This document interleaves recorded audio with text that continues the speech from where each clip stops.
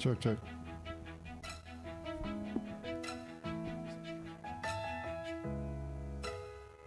Good morning. Happy Saturday.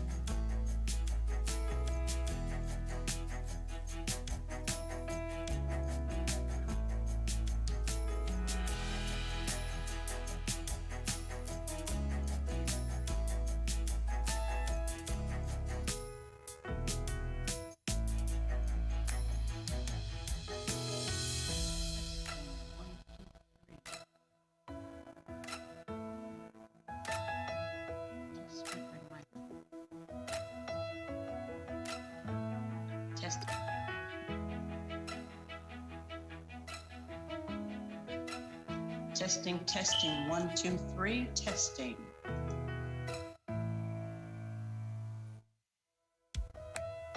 Great sound.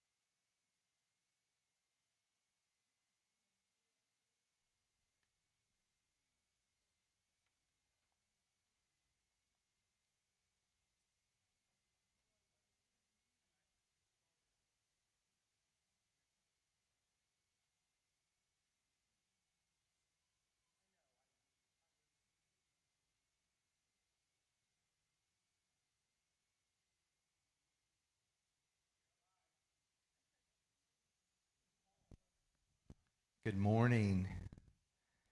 Welcome to the Unity Ministers of the Mid-Atlantic States annual leadership training. My name is Reverend Dale Worley, and I am the minister, spiritual leader at Unity of Savannah, Georgia, and I'm also the vice president of UMMAS, and I'm very happy to see you this morning. Everyone that's in the building here at Unity Atlanta, and also all the people that are or will view this on our Facebook and YouTube pages. I've been asked to open us with prayer this morning.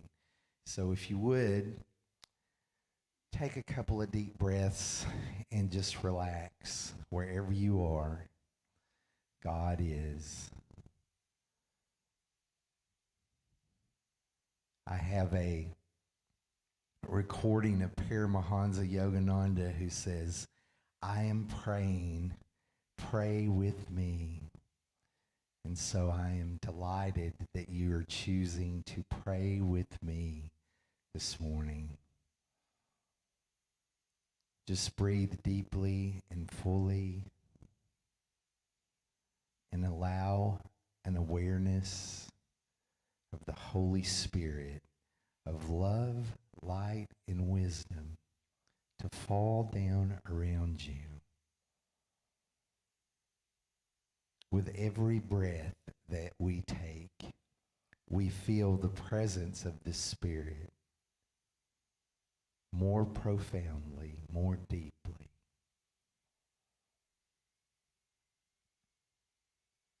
And as we feel ourselves enveloped in love and light,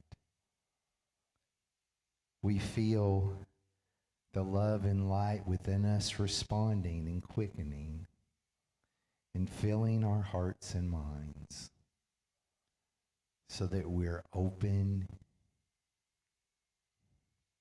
We realize our expansiveness.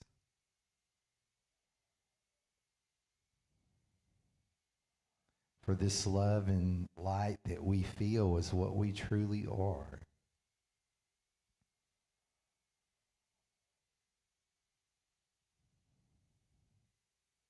I invite you to feel this presence that you are expanding out beyond your body.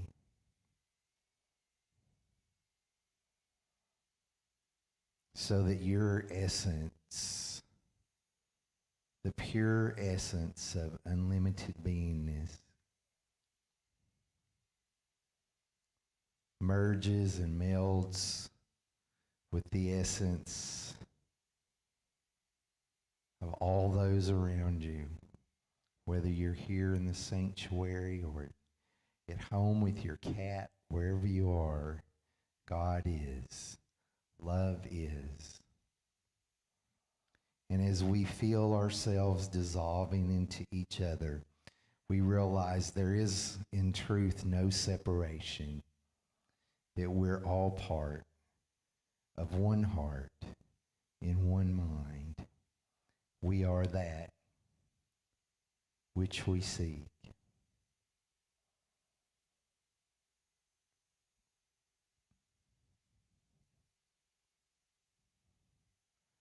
So as we pray together in this moment,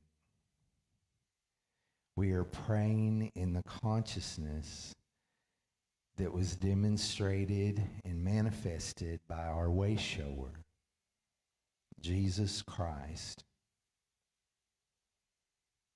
and all the saints and sages of all the ages that have come to show us the way to truth. Yogananda, Krishna, Muhammad, Mary.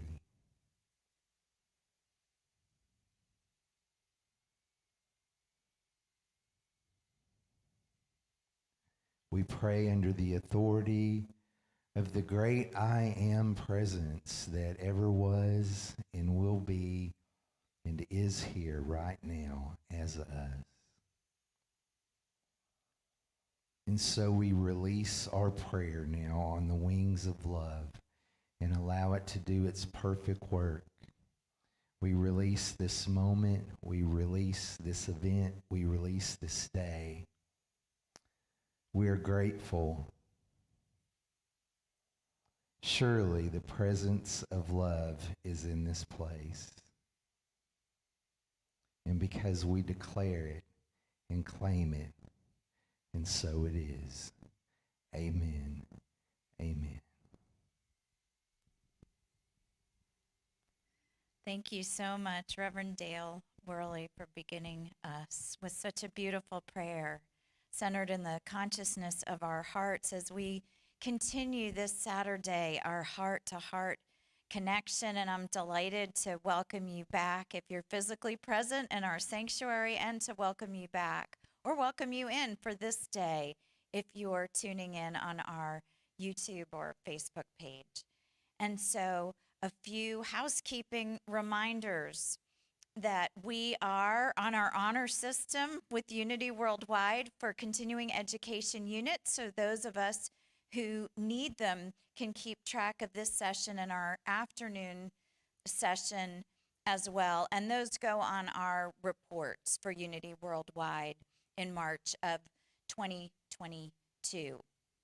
Reverend Charlene Manuel is going to lead us in a session on ethics for leadership. If you have been with her before, then you know she's going to ask us to dive deep into our wells of wisdom and faith and knowledge.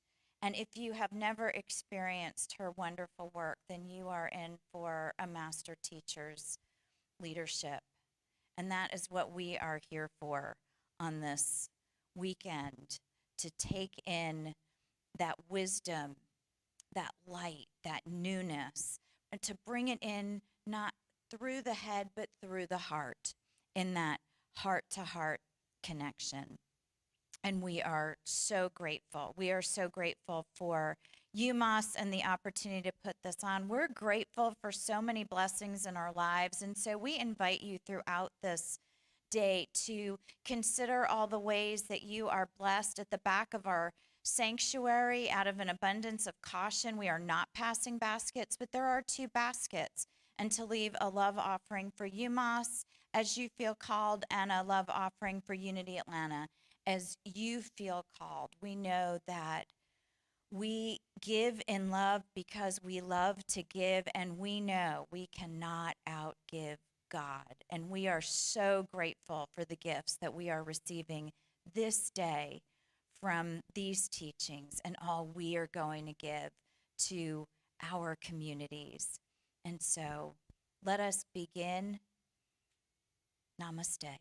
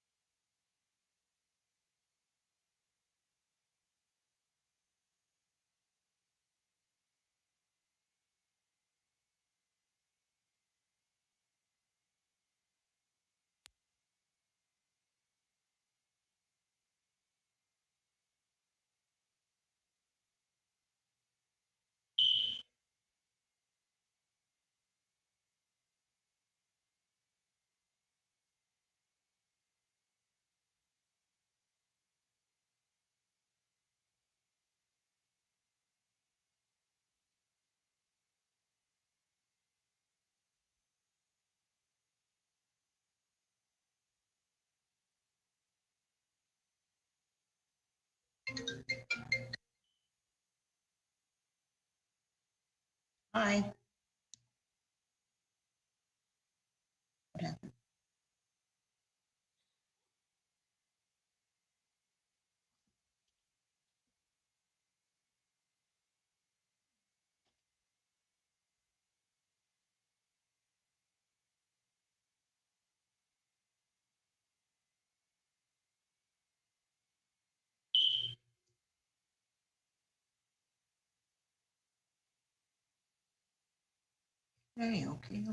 Okay. I think we're ready. You are live now. Good morning. Good morning. Good morning. It is good to be with you.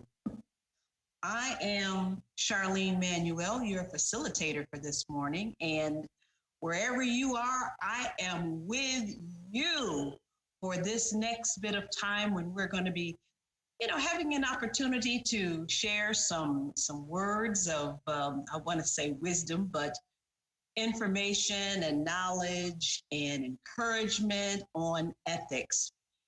So let me just begin by just taking a moment to thank the UMMAS subregion and certainly Rev Jen for the invitation, reaching out to me and asking me to speak. And then I also like to thank the people behind the scenes. So I'd like to thank the sound team and Corey just for making all of the technical things happen. And don't we just love technology in these times? It allows us to be so many places at one time without leaving right where we are. So let us just take a moment. I want to just have you and I join together in consciousness to feel the spirit of life, love, and wisdom and truth that we are. Join me as we just take a deep cleansing breath, bringing our energy, our attention, our hearts together as one. And as we open ourselves up to all that is a blessing in this day, that includes me and you, we give thanks. Thank you, sweet spirit that is within and all around us. And thank you for everyone who is here today to be a part of this conversation. So let's jump right in because I have lots of material. As ministers know, or people who speak on a regular basis, we have so much that we like to share that we over prepare. And I have a delicious banquet that I have prepared for our time today. So I'm going to share my screen with you. I want to make a couple of comments. And I know there is a way that you can submit questions and they will get to me. I don't know if they'll go directly to the sound team or to someone else and they will get those to me. But if you have a few questions as we're going along, we can certainly entertain those. What I'd like to do is maybe leave some time in between where we can connect and say, if there are any questions, we can get those questions to me and I can address some of them. All right, are you ready? I'm going to share my screen with you. And we'll start there. So hang on a second and we will go directly to where we are. So this conversation today, this webinar, seminar, however you want to say it, this communication opportunity, I like to think of it as, this is ethics for spiritual leadership. Wow, big topic. And to be honest with you, we could spend a whole day on this if we were so inclined, but I've crunched a lot of good material into the time that we're going to spend today. But this is our topic, and it's an exciting topic for me. I love talking about ethics, and I speak to spiritual leaders a lot. And so this is a conversation that I love to have. So let's jump right in. So let me start by saying, whenever I listen to a speaker, maybe it's a speaker that I don't really know that well. And I'm thinking, and you may do this too, I'm thinking, who is this guy? Who is this girl? So who am I? There's my beautiful picture there. Yay! I was born and raised in Detroit, Michigan. I've been a unity minister for 25 plus years. I think I'm just going to stop counting beyond that because and just say 25 plus and see how far that plus goes. But you get the point, right? I was senior minister in the same church for over 22 years. I am still currently an instructor for the Unity Urban Ministerial School, and I have served on that faculty for 10 plus years and still serving there. And I've taught and still do teach all three of these courses. Homiletics, I teach Homiletics 1 and 2, Ministerial Ethics, which is one of the some of the material that I'm going to be sharing with you here today, and then working with boards, which is so fun. And then I served on the Southeast Region Board for 8 years, if you can believe it. My church was in Miami, so I served on the Southeast Region Board for 8 years. And 3 of those years, I was president of the Southeast Region, the best region ever. And I currently reside in Florida, near the Orlando area. So that's just a brief sketch of who I am. Now, again, if you're like me, you're like, okay, now that I get who you are, why am I listening to you again? So guess what? I heard you say what? Why should I listen to you, Charlene? Well, I am my full-time work, energy, effort goes into board and church leadership consulting. And I've done that full-time since I left my church about almost 5 years ago, and part-time a lot of years before that. And once I knew that I was going to head in the direction of really wanting to be a consultant and work with boards, which is my passion, I went to Board Source and received the certification training for working with boards. So it allows me an opportunity to work with other nonprofit boards. And you get to learn a lot of stuff the more you work with nonprofit boards, even outside of our denomination. So working with boards has been really what I do, and church leadership is part of that. I serve on the Unity World Headquarters Board of Directors. I've done that since 2015. And it's an opportunity not only for me to give back to Unity, but oh my God, the education and the knowledge that I get from serving on. And I have to say, the UWH board is a highly functioning board and highly effective.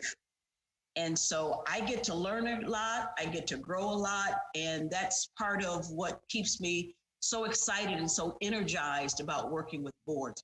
I also serve on the board of the Parliament of the World's Religions, and I love that too.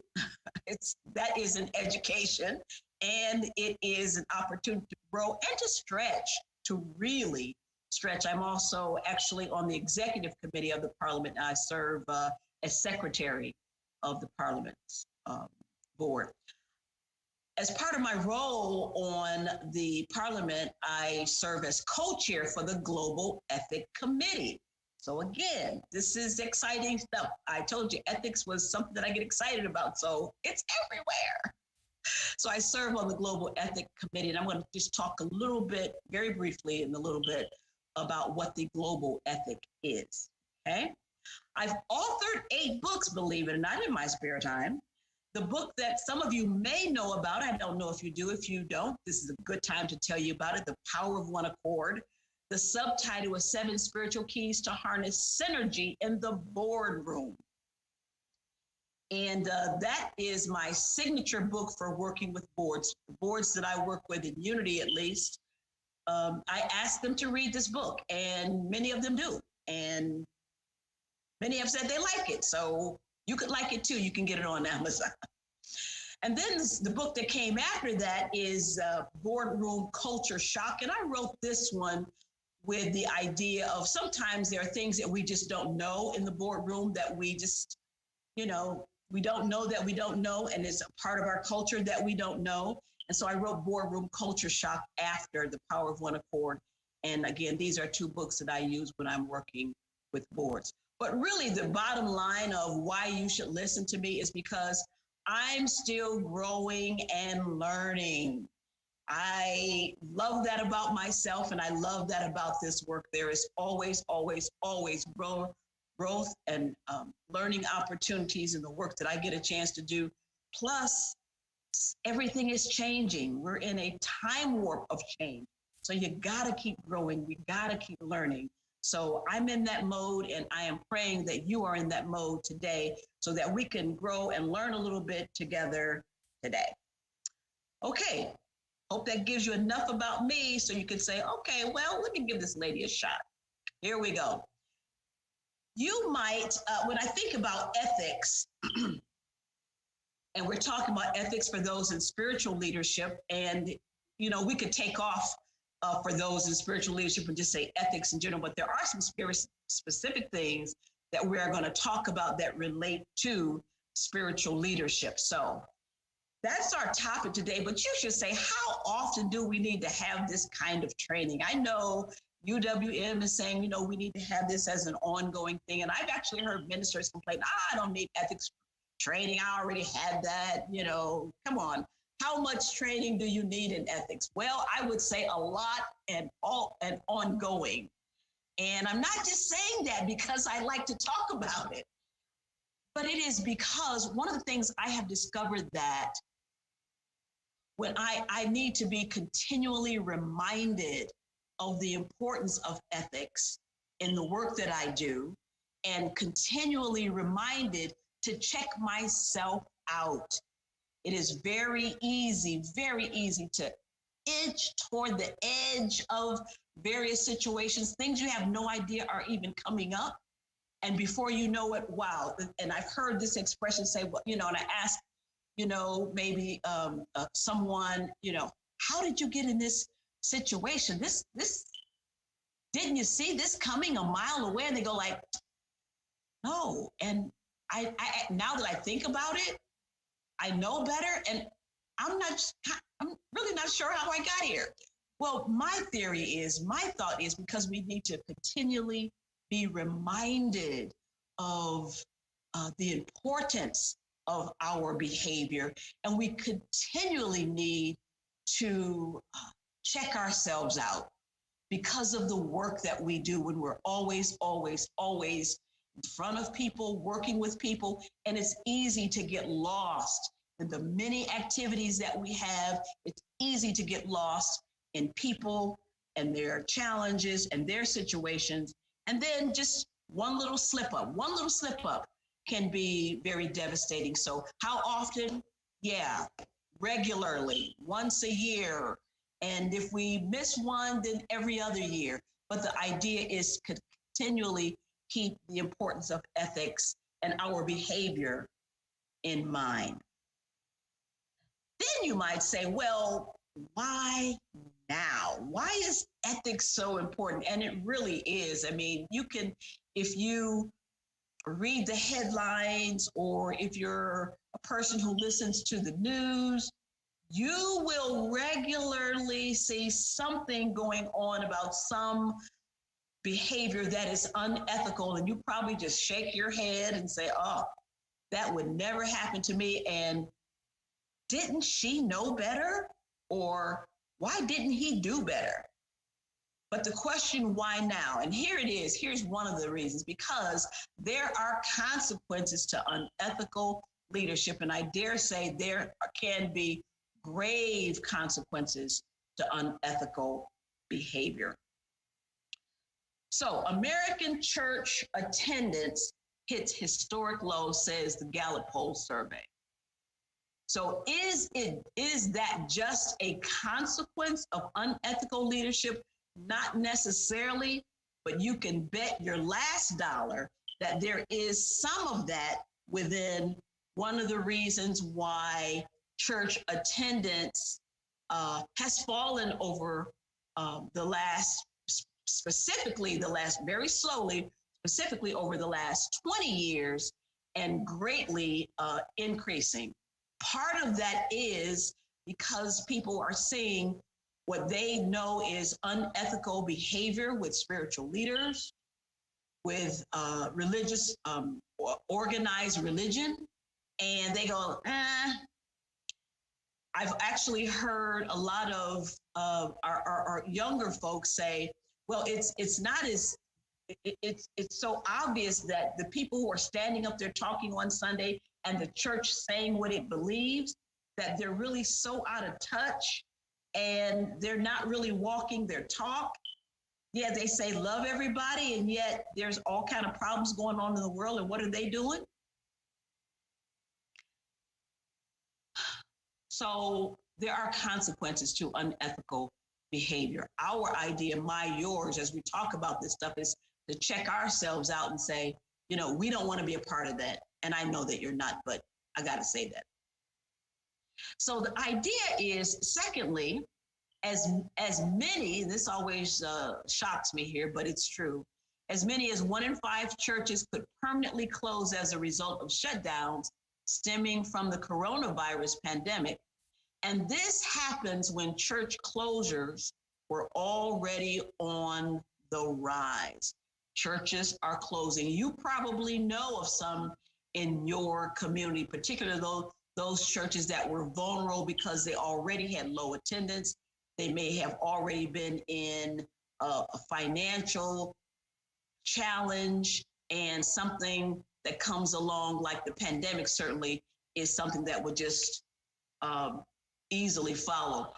But that decline, that rise, I should say, the rise in church closings has also been rising very slowly.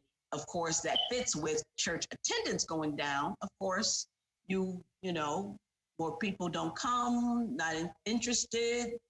You've got bigger buildings. Buildings are getting older. They're hard to repair. The funds may not be there to make the repairs.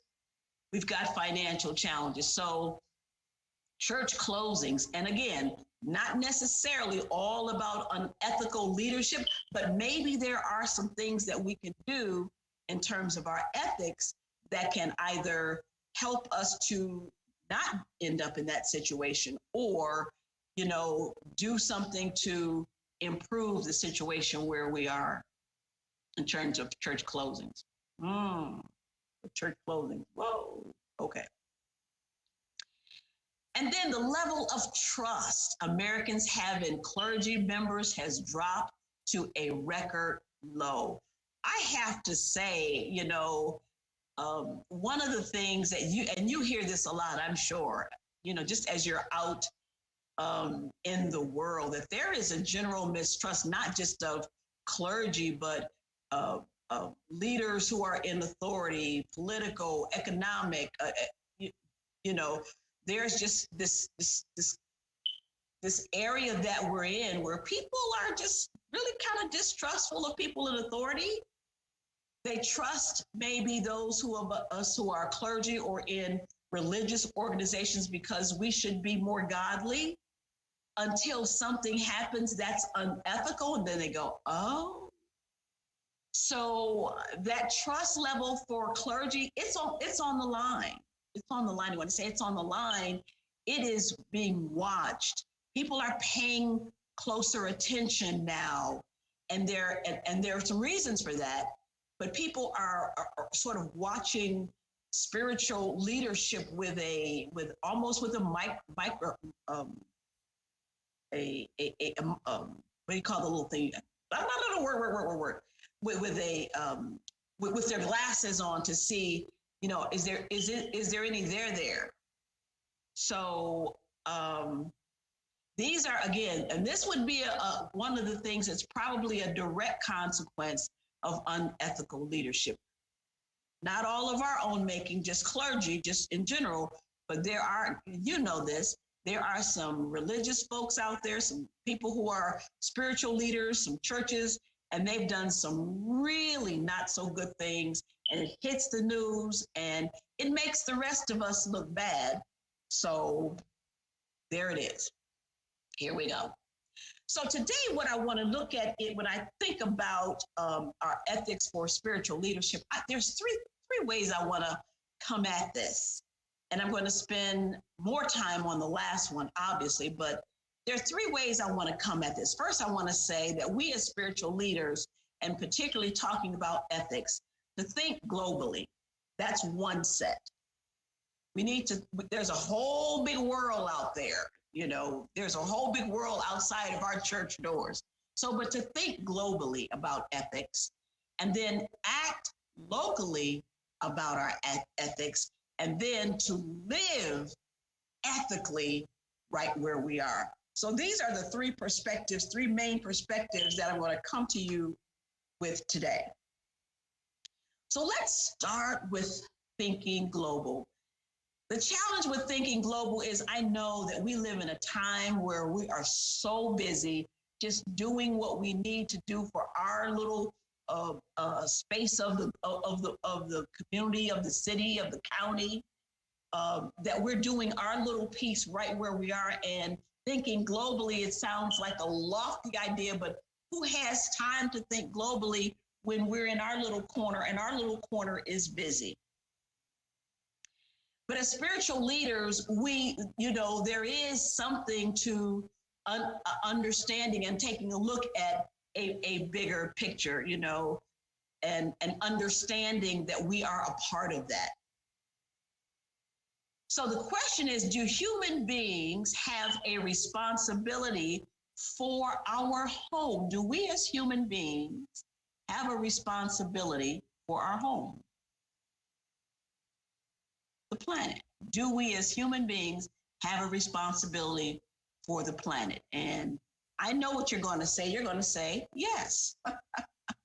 See, some of this I got to make up because I'm talking to you and you're not talking back to me, so I got to go with it. But do human beings have a responsibility then also to each other as cohabitants on the planet? So first of all, do we have a responsibility to the planet?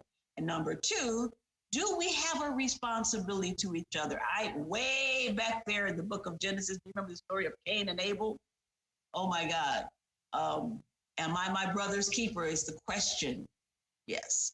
And how do we respond to this? Are we are brothers, our sisters' keeper?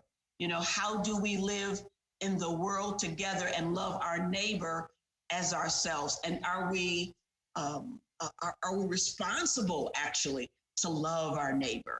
Even those neighbors that we don't get along with, even those neighbors that, they never speak, or even those neighbors that say, your tree is hanging over the fence and I don't want your tree hanging over my fence.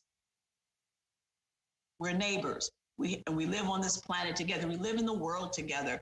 We want to cooperate. So that's the first thing, to have a bigger sense of human beings. We have a collective responsibility as citizens of the planet, but then we also have and part of that is we have a responsibility to try to get along with each other.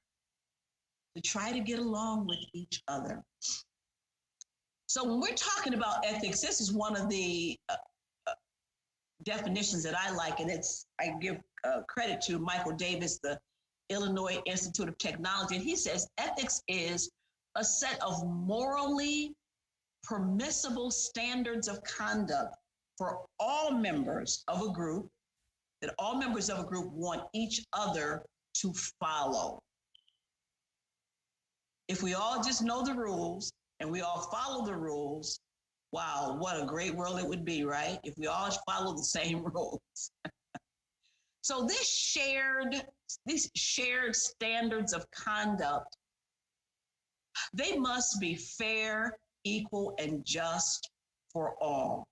If it's going to be morally permissible and a standard of conduct, it needs to be standards of conduct that are fair, equal, and just for all. Now, you know what I know, and that is getting everybody on the same page with that is what one person thinks is fair, what one person thinks is equal, what one person thinks is just, may be very different. And therein lies the challenge. But we still must persist and say, if we can find that place called common ground, if we can just agree on a few things and live into that, and making sure that those things can be beneficial, not just for a few, but for everybody. Do unto others as you would have them do unto you. Where have we heard that before? We heard that in Matthew 7, chapter 7, verse 12. And you know, it's interesting to me that that really is the crux of it all, but somehow, some way, you know, as this particular the golden rule, called by many names, but runs through many religious traditions and taught in many religious traditions, we still are not all quite on the same page with the implementation of it. And yet, here it is, bottom line. If we would just treat others the way we ourselves would like to be treated, wow, wouldn't things begin to shift in an incredible and a powerful way? So I want to just share with you as I just close out my little session here on thinking globally as a spiritual leader, to just think beyond where we are, our little corner of the world. I shared earlier that I was the co-chair of the Global Ethic Committee for the Parliament of the World's Religions. And I put the website there if you'd like to go to the website, and you can find the Global Ethic and click on that, and you can read the entire document. But in 1993, there was a convening where hundreds of religious leaders and scholars decided that if we could get the religions of the world to just kind of have a common ground on just a few, remember we talked about those standards, those codes of standards or conduct, if we could come up with a few things that we could all agree on, that would be fair and just, equitable, if we could all agree on just a few things and start there, that we could make a tremendous difference because of our the number of people who say that they are involved in, you know, here's the thing. The number of people on the planet who say they are connected to some religious or spiritual organization, connection, church, mosque, temple, whatever, is 90% of the people on the planet. So just imagine if all of those organizations could be real clear on just a couple of things that would help make the world a better place, and we could all agree, and then we all work to teach those, live those, see those, demonstrate those. Wow, wouldn't that be awesome? So anyway, in 1993, hundreds of religious leaders and scholars drafted a document, and it's toward a global ethic. And then they came up with 4 directives, and then in 2018 they added a 5th. So I want to share with you what those directives are very briefly. This is like a 14-page document, and I'm going to give you the top 5 directives. So that tells you that I'm leaving out a lot. But here's what they came up with.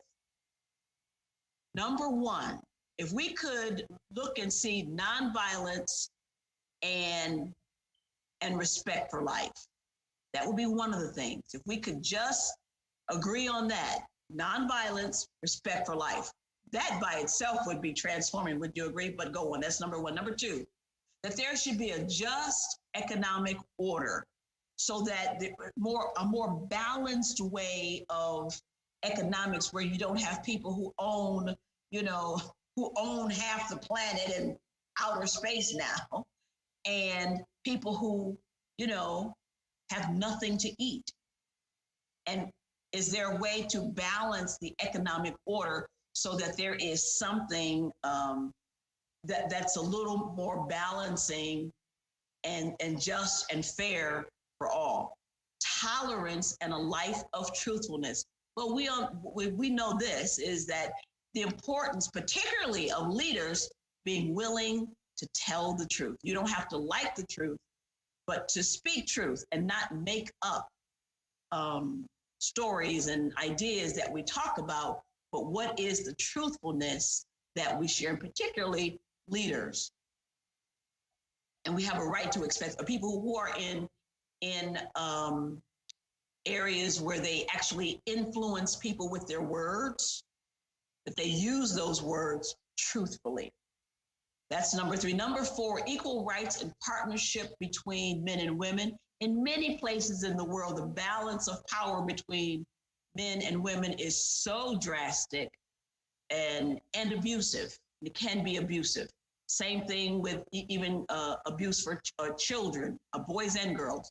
So the idea is to have equal rights for all, period. But there is, in many, as I said, in many places in the world where there is a great imbalance between men and women. Balancing that. And then number 5, sustainability and care for the earth. If we could all agree that we want to sustain the planet and we want to care for the earth, that would be a great place to be in agreement with everybody. So that's just briefly the global ethic.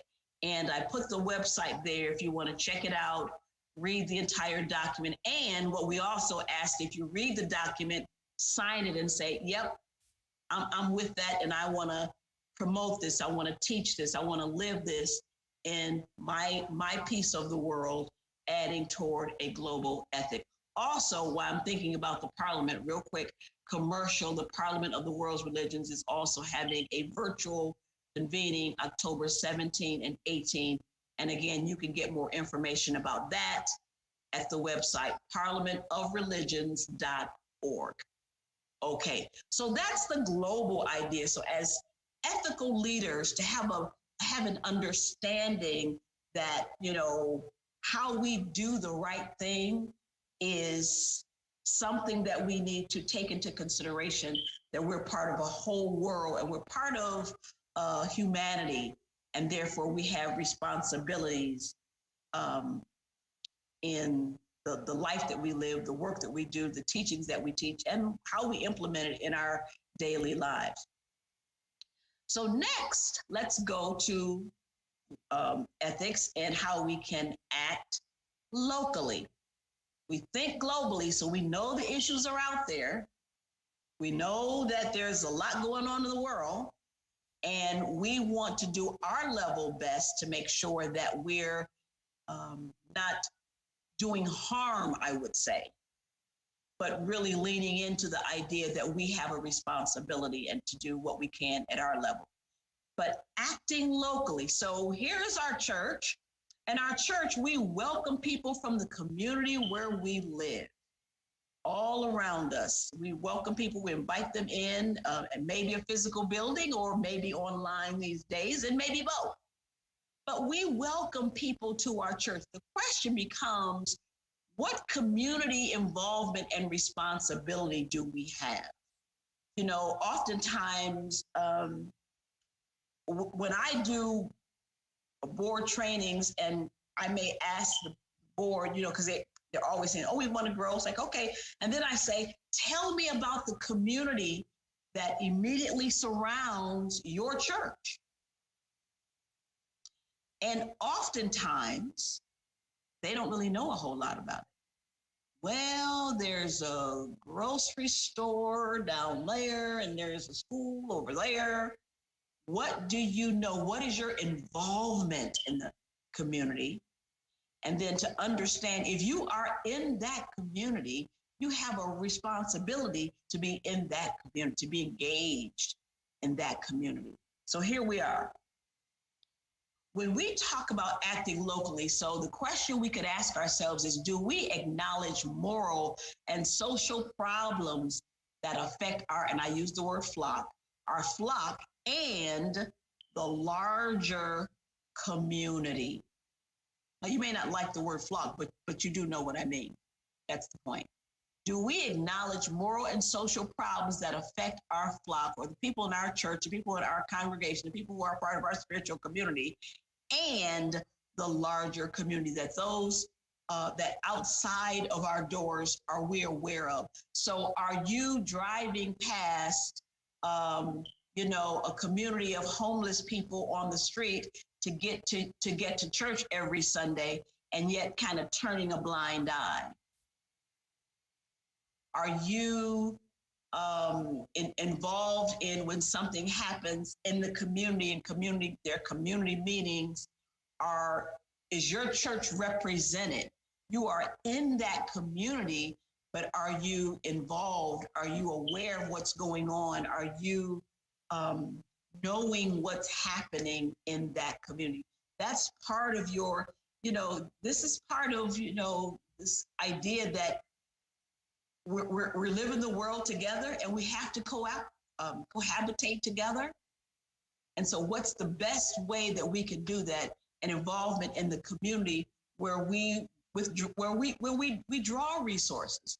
We use the fire department. We use the police department. We use the trash collection. We actually use the resources in that community. So are we involved? Are we engaged?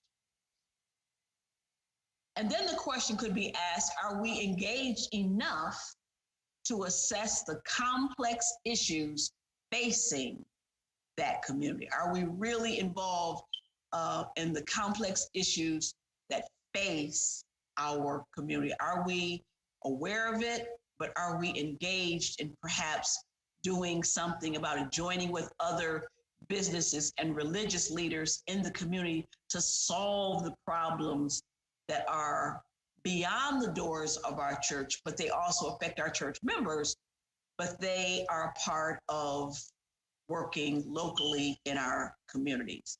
Churches have a responsibility for that. And the question is what is our engagement in that?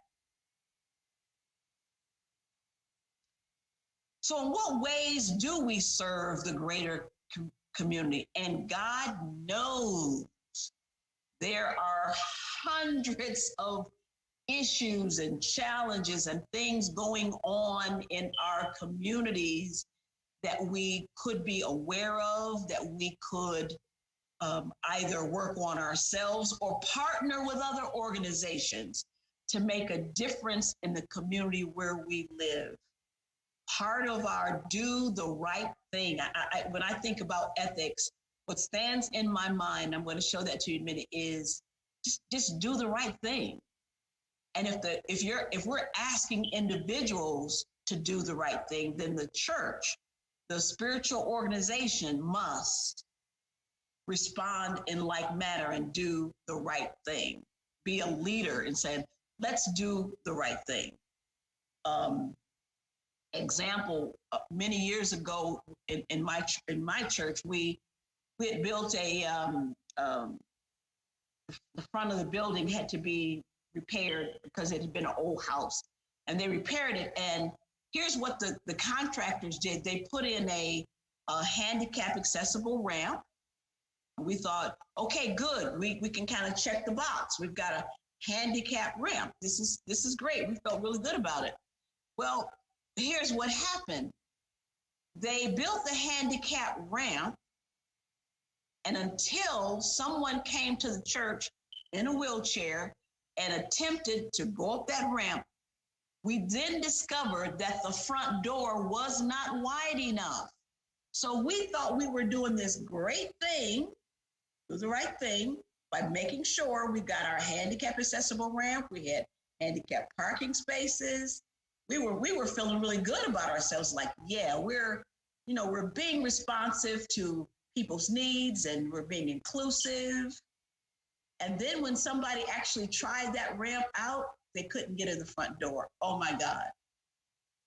Yeah, so we had to go back. But the point is, always, always, always, there are things that we can do. There are areas that we must work on. And it's never check the box, it's done. It's always we're learning, we're growing, we're continuing to reach out, we're continuing to do the right thing. And there are thousands probably of issues that we must address and could address to make a difference in the communities where we live and serve. So in what ways do we serve the greater community? And I want you to just take a moment and think about that for yourself. And if you've got a little notebook or sheet of paper to maybe jot a couple of things down, like in what ways do you and your church serve the greater community? You know, do you have a food program, maybe? Do you have after school care? Do you have a visit the hospital and nursing home team? And I'm not just talking about the people in your church. Yes, in your church, your flock, but out into that community. That's the acting locally. That's, yes, your flock. Yes, people in your community, but expanding that, do the right thing beyond our doors, in our doors, and beyond our doors. Okay. So maybe take a moment, jot a couple of things down. In what ways do we serve the greater community? If we have a chance, what I'd like to do is come back and get some feedback from some of you. I think maybe you can put it in the chat or just right there. I think this is being broadcast on Facebook. I think you can actually maybe put some thoughts there. So go ahead, jot a couple of things down. But in what ways do you serve the greater community? All right. And then I want to spend the balance of our time talking about me and you. We've talked globally, we've got the big picture. Then we've saying we're acting locally, we're out into the community, we're working with the people in our congregation and community at large. Yes.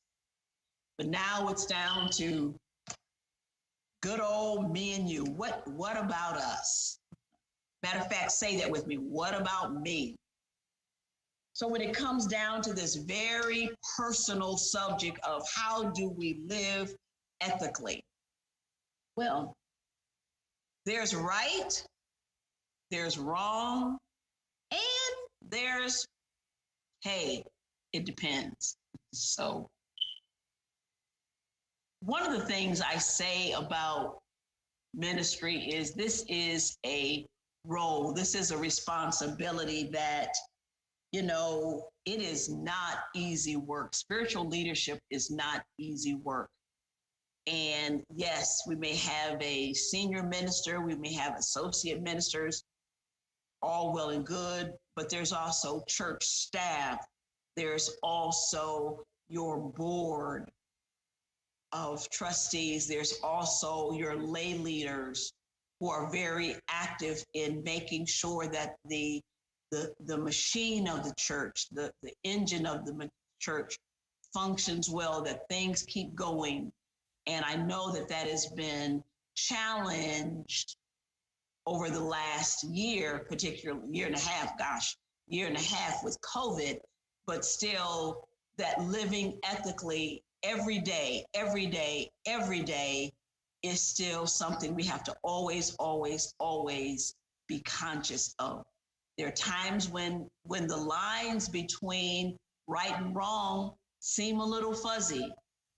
There are times between when we can say, well, it's not exactly right, it's not exactly wrong. So how do I decide? This is a big thing because there's no way to really teach every possible, to teach a response to every possible thing that could happen to anyone. There's just no way to do that. There's no way to teach, to prepare anybody for everything that could possibly happen in a ministry. And then when it happens, we go, oh, they didn't teach me that in seminary, and nobody talked about that in our ministers meeting or a leadership meeting, and okay, I got to figure this out. So what do we use? What do we use to get ourselves back on track, to get ourselves back to a place where we understand that there's right, that there's wrong, and then there's that little gray area where it may take a little more discernment, if you will. Discernment going within to make sure we're doing the right thing. Okay, I'm going to stop my share for a moment and just see if there's anything that, any questions that have come in that I guess maybe the guys might post for me in the chat. If there's anything that I can know at this point, just getting some feedback, comments, questions before I go through this next segment, which is going to be a little bit longer section, and see if I've got any feedback. So I'll just give you a minute to do that. Send us a message. No questions so far. Okay, great. Thanks for that. I'll check in again later just to see where we are and make sure that I'm being as responsive to you as I can. All right. So let's go back. Let's go back to where we were. And here we are. So what do we do to live ethically? I dare say that when we talk about living ethically, we need to understand this. Spiritual leadership carries a unique moral role. And ethical responsibilities come with that unique role. And since I'm talking to spiritual leaders, you know there is a unique moral role. I remember, I can share this. I know this is on Facebook Live, but it's not recorded, so I don't mind sharing a little personal story here. I can remember back in the time when I was in my church and I was single at the time. And there was a gentleman who found me attractive. And at that point, I was not encouraging him. I wasn't. And one of the things he said to me is like, wow, you know, I'm just curious, how do, you know, you're an attractive woman, but you're a minister. He said, you know, you probably don't, you know, just date regular people because you're God's woman. You're a woman of God. I mean, who could live up to that? Who could live up to you? And I thought about that, and it's like, people consider me God's woman? This is recorded. Okay, thank you. So the idea is that, you know, people have a perception about spiritual leaders and what it takes to be a spiritual leader and what it takes to be in spiritual leadership, that you are sort of God's representative. And so that puts you in this unique moral role. You may not feel that yourself as a heavy burden upon your shoulder. Maybe you do, maybe you don't, but understand that people's perception of those in spiritual leadership, that you are a representative of the divine, of spirit, of God, that though there are those people who put you in that category. How you perceive it, that's up to you. But I'm saying to you, you are received by many people in that regard. And therefore, you have an ethical responsibility that comes with that. Now, how you carry yourself, how you live your life will also be a reflection of your church, also be a reflection of your calling, also be a reflection of the role that you play in your ministry. Like it or not, generally, people have high expectations of those in spiritual leadership, generally speaking, okay? And because there are those high expectations, you've got to live with that and decide on how you will manage your awareness of that and how you live that, how you lean into that, and what you do with it. It's not an easy place, but it is what it is. So when I think about this idea of spiritual leadership, I say, oftentimes when I'm talking to a board, and actually I'm quoting from my book here, The Power of One Accord, where we gather the board, and sometimes the board kind of puts the minister, well, you're the minister, so you have to be very spiritual and you have to do the right thing, and that's on you because you're the minister. But in the book, I have a whole nice little discussion on no one is just, and I put just in quotes here in the handout, no one is just a board member. There's no such thing. You are a part of the spiritual leadership team, and there's no just. You are valuable. You are important. You bring value. You add value. And because of that, you are part of a spiritual team that's working together, but also living in the place where you have a responsibility to live into that responsibility. So no one is just a volunteer. No one is just a board member. No one is just a lay leader. No, you didn't sign. If you're the youth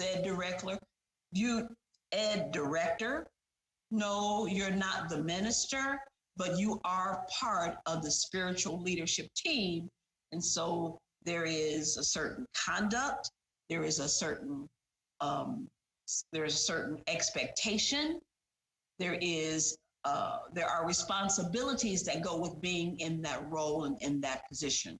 And so no way do we just relegate that to the spiritual leader, say, well, he or she is spiritual enough for the rest of us and we can do whatever we want to do. No.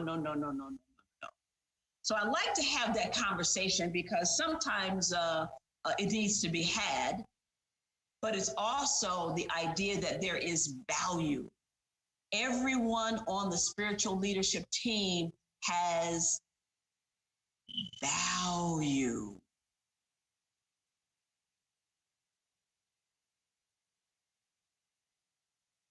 And yes, someone put in the comments, sometimes people think ministers shouldn't make any mistakes and they hold us to a different standard. And I dare say there ain't a whole lot of that we could actually necessarily do about that. But yeah, we are held to a different standard. And that's it. It's like they do, no matter what, they're going to hold you to that standard. And it is up to us to decide how we embrace that. Now, you don't have to try to prove them wrong by going out and getting drunk on a Saturday night and showing up, with a hangover on Sunday morning to give your message. You don't have to say, well, I'm just going to dispel, that myth right away. You don't have to do that. But at the same time is in ways that we live and communicate, in the ways that we act, we can still be in integrity. We can still be open. We can still be honest and know that there was just going to be some people who are just going to hold you in that different standard. And you, we living our best life as spiritual leaders to the best we can lean into that is what is ours to do. Is what is ours to do. And we like to think ministers don't make mistakes. Well, ministers are people too. Ministers are people too. And we know that ministers do indeed make mistakes. And I dare say, many times, even, in my ministry, when I realized that I had made a mistake or something that I really thought better about later, I was able to admit it. I was able to say, look, I thought it was a certain way and I made the decision that I made to do that. Now, rethinking it, I would have done it another way.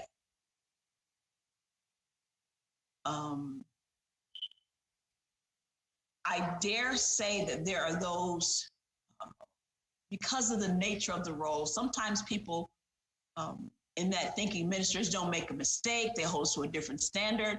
And God forbid we let them build a nice little pedestal for us and get down off that pedestal as soon as you can. Not necessarily doing anything mean or untoward or illegal, but letting people know, yes, I'm human. I'm human. I do prayer, meditation, I do my spiritual work, and still, there are errors that I make. So we as a spiritual leader, if we fall into the place of knowing that people put us up on a pedestal, and then we get up there on that pedestal, we start hanging out and feeling good, and what my mother used to say, getting the big head, you know about getting the big head, and we hang out in that place, baby, that fall coming off that pedestal will be a hard place to find ourselves. Oh, okay. So let's just take a moment. I'm going to camp here for a moment, and let's see if we have any questions in person. Like to camp here for a minute before we go further and just see where we are. I'd like to check in with you since I can't see you. I'm going to pause my slides here. And let's just see, do we have any questions in person? I don't know how those will get to me, but hey, I'm open, I'm receptive, and anything you come up with, I'll do my, I'm here to give my best today. So I got to tell you, whatever comes, I'm here to give my best that I have anyway. So any questions that we have in person? And I'll just camp here for a minute and see if anything comes up.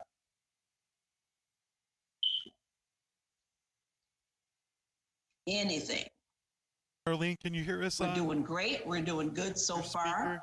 While we're waiting for questions to come in, I dare say that as we go through this, my prayer is that perhaps you are taking maybe some notes that you'll be able to refer to later. And then also for your own sake, record, write down somewhere the title of this webinar, the date, my name as facilitator, because you'll want to be able to show that you can get the CEU credits for ethics. So right now, UWM, as I understand, they're allowing you to keep your own log, and then when you do your annual report, tell them what you did. So just remember to write this in your calendar or somewhere so that when you do your annual report, next time say, hey, yeah, I attended the ethics seminar with Charlene Manuel, July 24th. So you'll make sure that you have that information. Okay, Reverend no Charlene, questions seem to be coming in. Can you hear us on the Normally, I would say that's good, but since I can't see y'all, I'm like, I don't know if you're smiling. I don't know if you're frowning. I don't know if you're laughing. I don't know if you're even watching. So in this format, it's like good to have anything like who does your hair even? I take that. Okay. All right, I'm going to go on to this point and see what comes next, since there appear to be no questions coming through to me. I'm going to go ahead and proceed because we do still have much more material that we'd like to cover. Okie dokie. All right, here we go. Let's go ahead and continue on to what we have next. Okay, so you might be wondering, because I get this question a lot, don't our spiritual teachings tell us everything we need to know about moral and ethical behavior? That is a really good question, and it is a good thinking.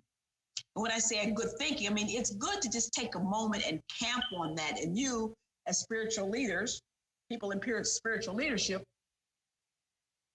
you know this, and you probably have your own answer to this question, because I could see one of your congregants, constituents coming to you and say, why do you need to go to an ethics seminar? Because don't our spiritual teachings tell us everything we need to know? Huh? So about moral and ethical behavior? That's a really good question. And if our spiritual teachings do indeed tell us everything we need to know about our moral and ethical behavior, then why are there so many problems in the world? Why are there so many challenges? And not only that, why are there so many, why are there challenges even in our churches? Some of our churches have some really interesting challenges going on that you would think, does that happen in a church? Does that, people are always surprised. That's one of the things I talk about in boardroom culture shock is when, you're in a church or you're in an organization and everybody's on the up and up and they're people that are smart and intelligent and wise and fun and funny and you like them. And then you find out that, they've embezzled some money or something. And you're like, what? How does that happen? That's not the rule.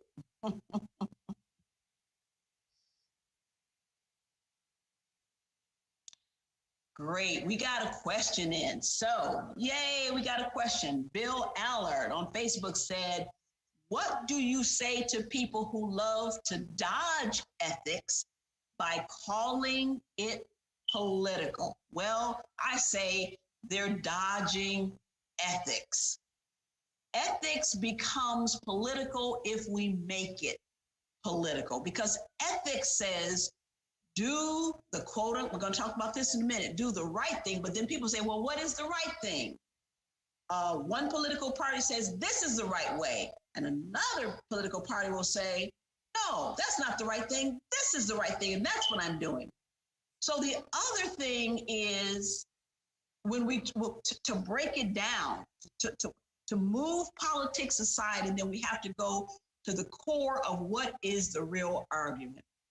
So I go back to, do we have a responsibility to human beings living on the planet? Do we? I mean, or are we, 7 billion people on the planet, every man, every woman, every child for himself? And is that the world we want? Or do we have a world where we say, hey, we're all on this planet together. Let's try, live together, work together. What do we need to do in order to make that happen across the board? Can we pick and choose? What happens is it becomes political when we start to pick and choose. Well, we want this group to have what they want because we like that group. Oh, no, we want this group to have what they want because they like it. But that's the political argument. The ethical argument is what is for the highest and best for all. That's the ethical piece, and putting aside all the politics. We bring in the politics as a way to prove a point that we want to make for separation. And ethics is really not about separation, not at all. There's another comment. I have found it difficult to maintain healthy boundaries in small church. Oh my God, you are so correct.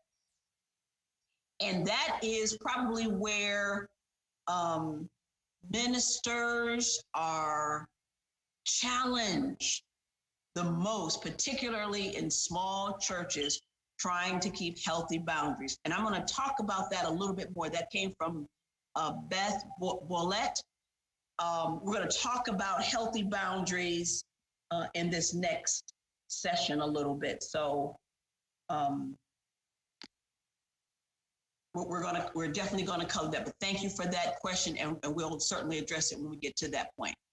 Thank you all for some feedback. At least I know I'm not out here talking to myself. Thank you. I so appreciate you. So this idea next, so our spiritual teachings. Then we say, so here is this. I went beyond spiritual teachings. I went to our religious teachings. I went to the Bible, and I know that a lot of our unity churches, we kind of, don't talk a lot out of Bible, but here it is. This is one that I just love for ethics. It's out of Micah chapter 6, verse 8.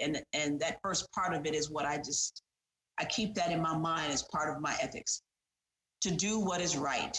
Do what is right. To love mercy and to walk humbly with your God.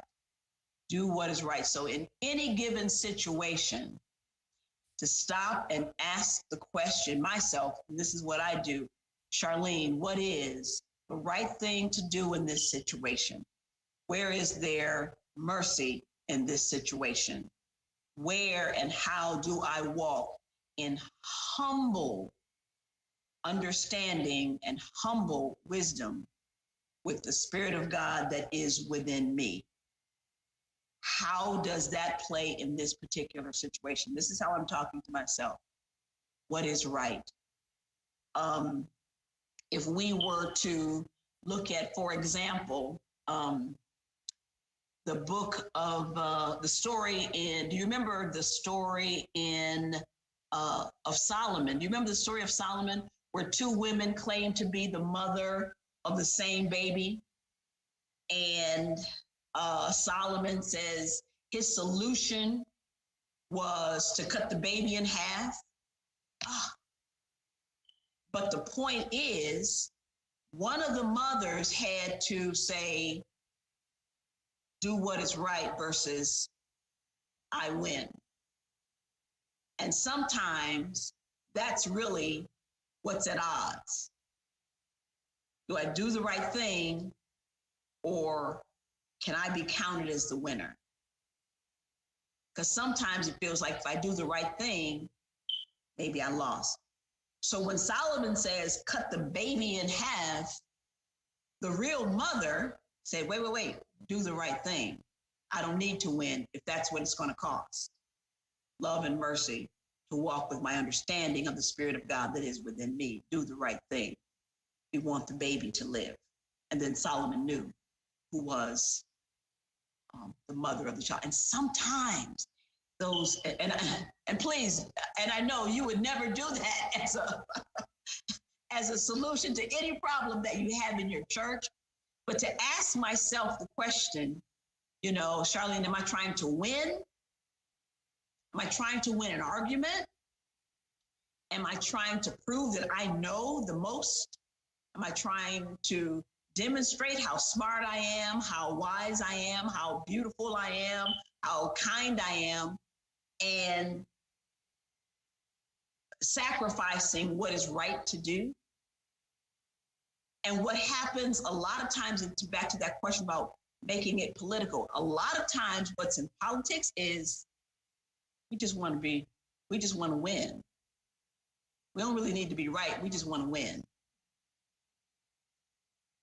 We don't want to be right. We want to win. And so that juxtapositions oftentimes. Do what is right. Don't worry about, I win, you lose. Sometimes we may feel like we lost the argument, but the goal is to do what is right.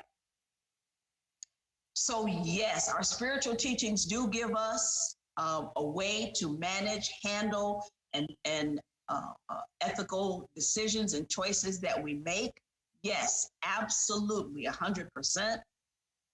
And the challenge is to do it. I think it was Paul, I don't remember where the scripture is. Paul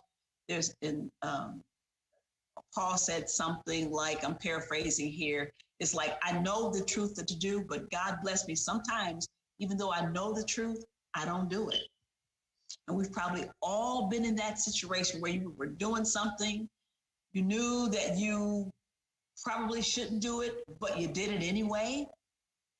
We've probably all been in that situation or been very close to that line. We know what that feels like. So the question is, how do we line ourselves up more and more and more so that we can live our principles more readily, that we can walk that humble path of allowing divine guidance to be revealed in, through, and as us, allowing love and mercy to have its way within us, allowing ourselves to be so anchored in the awareness of who we are spiritually that we're willing to be courageous enough. Sometimes it takes courage, courageous enough to do what is right. Maybe not popular, maybe won't win you an award, Maybe some will say you didn't, you lost, but in your anchoring in what you know to be the highest and best that Spirit is guiding you to be, do have an experience to do what is right. Okay, let's go on. And I didn't forget your comment, Beth. So here's couple other scriptures, and a couple that I like, and I like many, but I just pulled these out because I happen to like this one. 1 Peter chapter 5, verses 2 and 3. This is the Passion Translation, but it says, to be compassionate shepherds who tenderly care for God's flock and who feed them well. That's our job as spiritualists, to feed the flock and feed them well. For you have the responsibility to guide, protect, and oversee. Consider it joyous pleasure and not merely a religious duty. And I dare say, let me just stop right there for a minute. I know, having been in my church for 22 years before I finally did, decide to leave church pastoring, I was much better at it when I could say it was a joyous pleasure. When I found, or in those times when I was kind of doing what I needed to do as a spiritual leader, when I had to do the things that I didn't like to do, but did them anyway, forced myself to do it because that's what you got to do. I wasn't as good at it. But when I was serving from joyous pleasure, it was awesome. I loved it, and I gave my best. And those areas that allow us to get close to the line of crossing over moral and ethical areas, they were at a distance. They were at a distance. Lastly, lead from the heart. Where's my little heart? I have a little heart that says lead from the heart. Yeah, right here. Can you see that? Lead from the heart with wisdom. Yeah, when I go do board trainings, I like to take these with me and give each of the board members this little heart. Lead from the heart with wisdom. It's a little stress ball, but I keep this one on my desk because I want to remember, lead from the heart under God's leadership. This ministry is not mine. It is the Spirit of God working in, through, and as me. And my job, my role is to lead from the heart. And again, when I'm leading from the heart and I'm clear that I'm anchored in that, I'm not close to that line that's easy to cross over. I'm not close to that line when I am very conscious that I'm leading from the heart under the leadership of Spirit, the divine mind, the infinite activity that is good and very good, always filled with grace, harmony, and love. That's how I want to lead, from the heart. Okay. So, moral vulnerability, so we could even put a best question or comment in here about boundaries. So those things that really kind of make us vulnerable, I want to just spend a minute talking about that. And that is, there is, and we all know this, shifting cultural and worldview perspectives on life and living. Listen, I have 2 grandchildren, and how they are raised by my beautiful daughter and her husband is very different from how I was raised. First of all, you have little bitty kids with cell phones, and I told a story just a couple of months ago. My littlest grandson, he had done something that he really should not have done. And my daughter explained to him that he should not have, done this thing. And she said, well, what I'm going to do is take your cell phone from you so you can have a chance to think about what you've done and to understand that there are consequences to your actions. So she took his cell phone. And his mother is like the nicest mother in the world. She's way nicer as a mother than I was. And he looks at her, this little kid, and he goes, "You're mean because you took my cell phone. How am I supposed to not have my cell phone?" And I went like, oh my God, my mother is turning over in her grave. First of all, you're a little kid and you have a cell phone where you can connect with people around the world. That is very different from when I grew up. Oh my God. But I'm just saying, there is a cultural shift, a worldview that changes how we do life and how we do living. And with all of that, those kinds of changes that go deeper than, maybe that have long-term effects and consequences, not just in having a cell phone, but for a little kid to have access to information. And a lot of information out there is not good for a little kid to even have access to. I mean, there are things that you can do to kind of stop it with your phone, and I know my daughter does. But the point I'm making is that shifting cultural ways of living, being, doing, experiencing, all of those things, they put us in a moral vulnerable place where we've always got to be conscious that things aren't like they used to be, and we have to adjust how we manage and handle our part of it. The technology, the political, economic, and social influences that happen now in the world. For example, you can know this. This is like very present indeed. To wear a mask or not wear a mask. There you have it.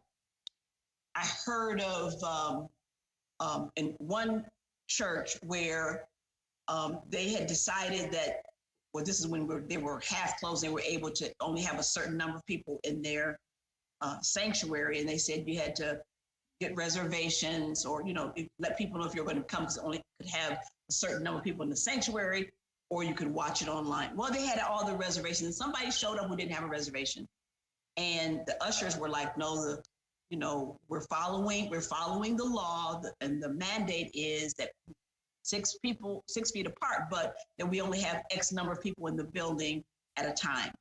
And this person got irate at a church, saying, "I've never been to this church and they wouldn't let me in," and da da da da. So here you are, spiritual leader. What do?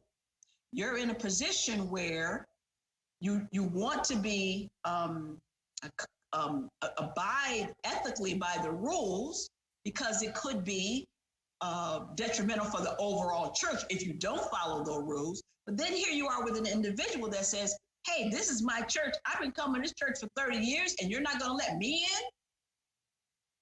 So here you are. What is your decision?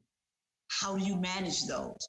And what I'm saying is, and we've got a lot of those. I mean, those little kind of incidences that, you never had to even think about before, but here you are. So we have to, there are places in our culture, in our living, in our political and our social influences that make us vulnerable, because now we've got to make a different set of decisions that, they didn't teach you about that in seminary. You never thought about it. You didn't read the book that says, here's what you do in that situation. The next thing is, and I have one question chat I want to get to in a moment, the decline in religious and church impact in society, where in certain areas and certain aspects of our society, that the impact that church had on people, say 20, 25 years ago, we don't have that same kind of impact across the board.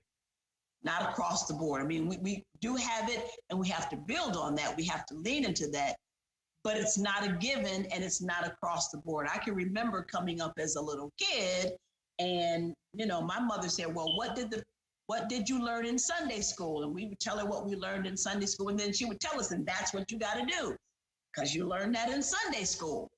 Well, with people not going to church on a regular basis and maybe not being Sunday school, there is an impact on society. Where are people getting their the information and the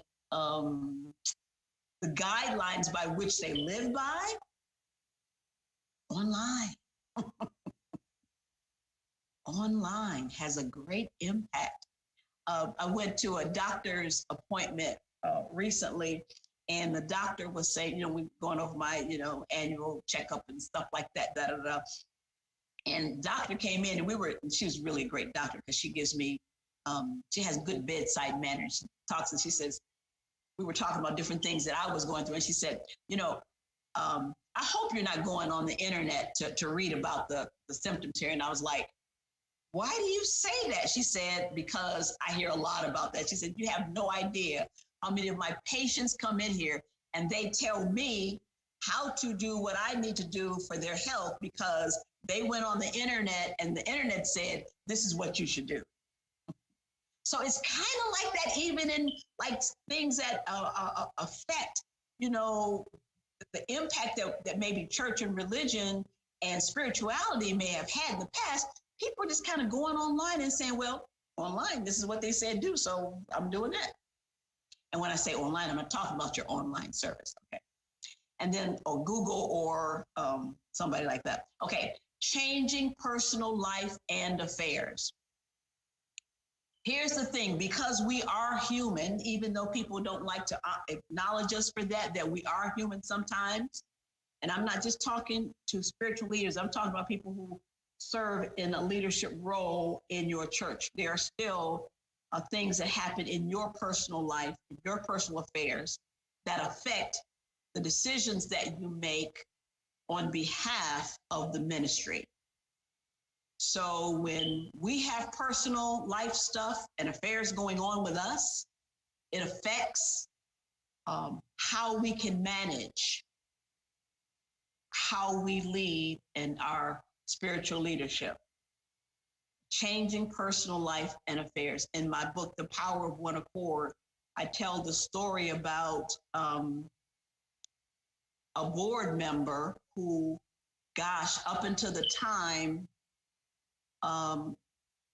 she embezzled money from the church, she had been, just the greatest board member ever. She was a treasurer. She was big donor, big contributor. And her business went, she had a time in her business and she had a big slump in her business. And she embezzled money from the church. She was the treasurer and she did that. And then when we found out about that, she, was like, wow, my business was in trouble. And, I took the money with the intention of putting it back before anybody found out. Of course, we found out before she put the money back. But people have things going on in their life experience. People have things going on in their individual lives. The minister does, the board does, the staff does, the lay leaders, they do. Everybody's got stuff going on in their personal life and their affairs, and that may affect their vulnerability to certain things happening regarding moral and ethical positions. Okay, we have another question. This is good. Question from the room. With attendance going down and churches closing, where do we find the energy to engage with the local community? It's already overwhelming. That I'm not doing enough and purely exhausted. I feel you. I feel your exhaustion. I feel it completely. I feel it wholeheartedly. So you are spot on, and you are exactly where we are going in this next segment. How do we find the energy? So The question we ask ourselves, so stay with me, I'm going to answer your question. How do I keep myself from first crossing world lines that can lead to unethical predicaments? And that is, I want to say we should, that's a question, and should. That is a question that we might quarterly ask ourselves. You know what I mean? Just kind of in our time of stillness and discernment time, just kind of give ourselves an internal checkup. You know, am I staying away from crossing those moral lines? Am I doing what I need to do to make sure I don't get too close to that line? Because once I get close to that line, it is so easy to cross over. So what am I doing, and how, do I make myself stay in that position? So first of all, I'm going to say this: know thyself. There's temptation, there's vulnerability, and there is exposure. What we want to do is to be mindful that there are temptations out there. We know about the temptations. And I'm not talking about the music group that used to sing back in the 1970s. But there's temptation, there is vulnerability, and there is exposure. So let's start by saying, the old written on the Egyptian temples long ago, know thyself. Are you living according to the values that shape the character you desire to project? And I know this is stuff like, you're like, yeah, I've already done that. I know you have. What I'm saying is we have to keep giving ourselves checkups. Why? Because things are happening rapidly. Change happens. We find ourselves exposed, and there's no way necessarily to tell what's coming necessarily, except to say, just make sure that you're in your anchored position of saying, I know I'm living my values, and I check myself out for that on a regular basis. Do you know your own triggers and what to do when they present themselves? This is invaluable. Know your triggers. Boy, do I know my triggers. And I have to say, my congregation taught me my triggers. The triggers I had, boy, they taught me a whole new set. But to know what yours are, know your triggers. And then do you know what to do when they present themselves? Okay. This is being recorded, so I'm not going to tell you the personal story that I usually tell when we're not recording. It's juicy. All right, anyway. Are you conscious of your surroundings and environmental exposures?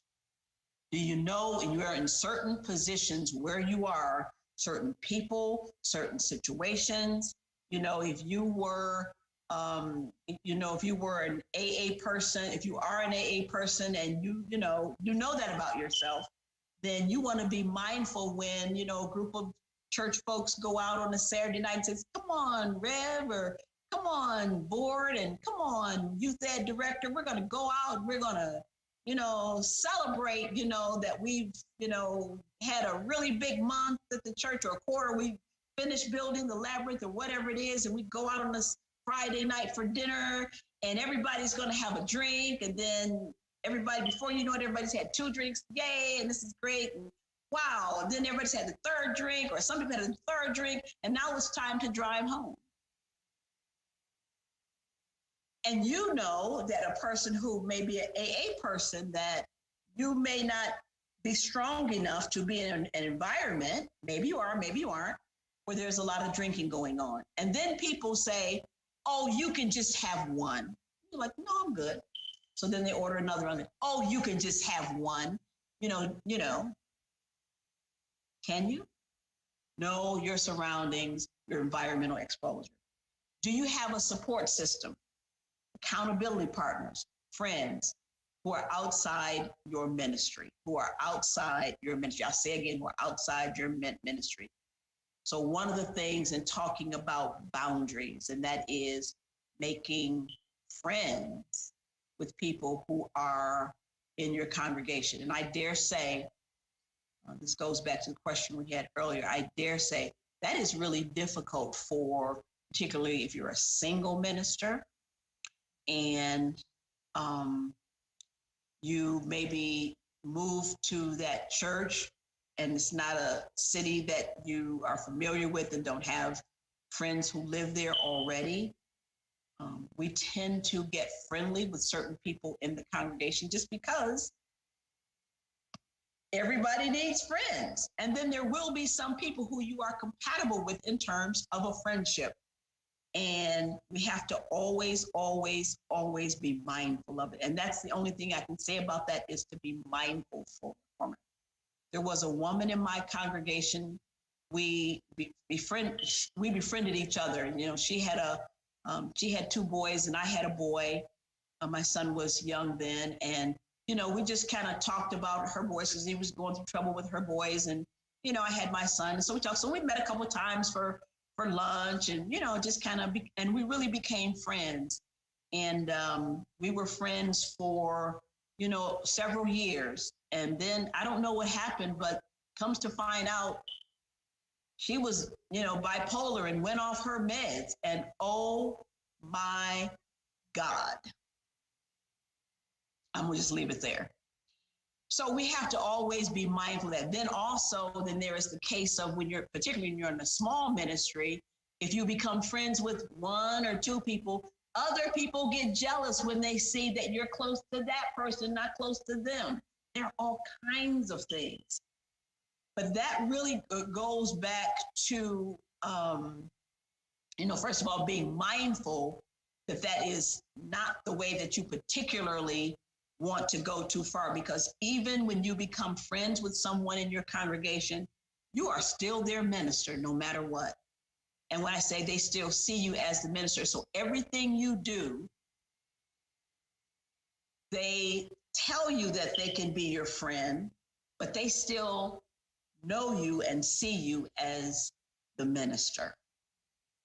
And I say that because this woman that I said that I befriended, and we were just totally friends, you know, two single moms raising boys. And later on, when she stopped taking her meds and started saying stuff, she started sharing conversations that she and I had that maybe, you know, were not the kind of thing that I would have wanted everybody to know about. But then she said, and she's a minister, and, you know, she said this, and she's a minister, and she said that. And I'm like, oh God, you know. So we have to establish a support system, accountability partners. And if we do have people that we befriended in the congregation, we must always, always, always be conscious that whatever conversation we're having with them, even though we're friends, they're recording that in their mental notebook that you are the minister, that you are a minister, you are their minister. So be mindful of that. And it is difficult to keep those boundaries. And it's one of the tough things about the job. Let me go on. I might say something about that a little bit later too. I'm also going to go back to exhausted. After you answer this one, ask the room to submit questions by writing them down and passing them to Jason. Okay, so for the room, if you want to ask a question, submit the questions in writing and passing them to Jason in the blue shirt. That's if you're in the room. Okay. Got it.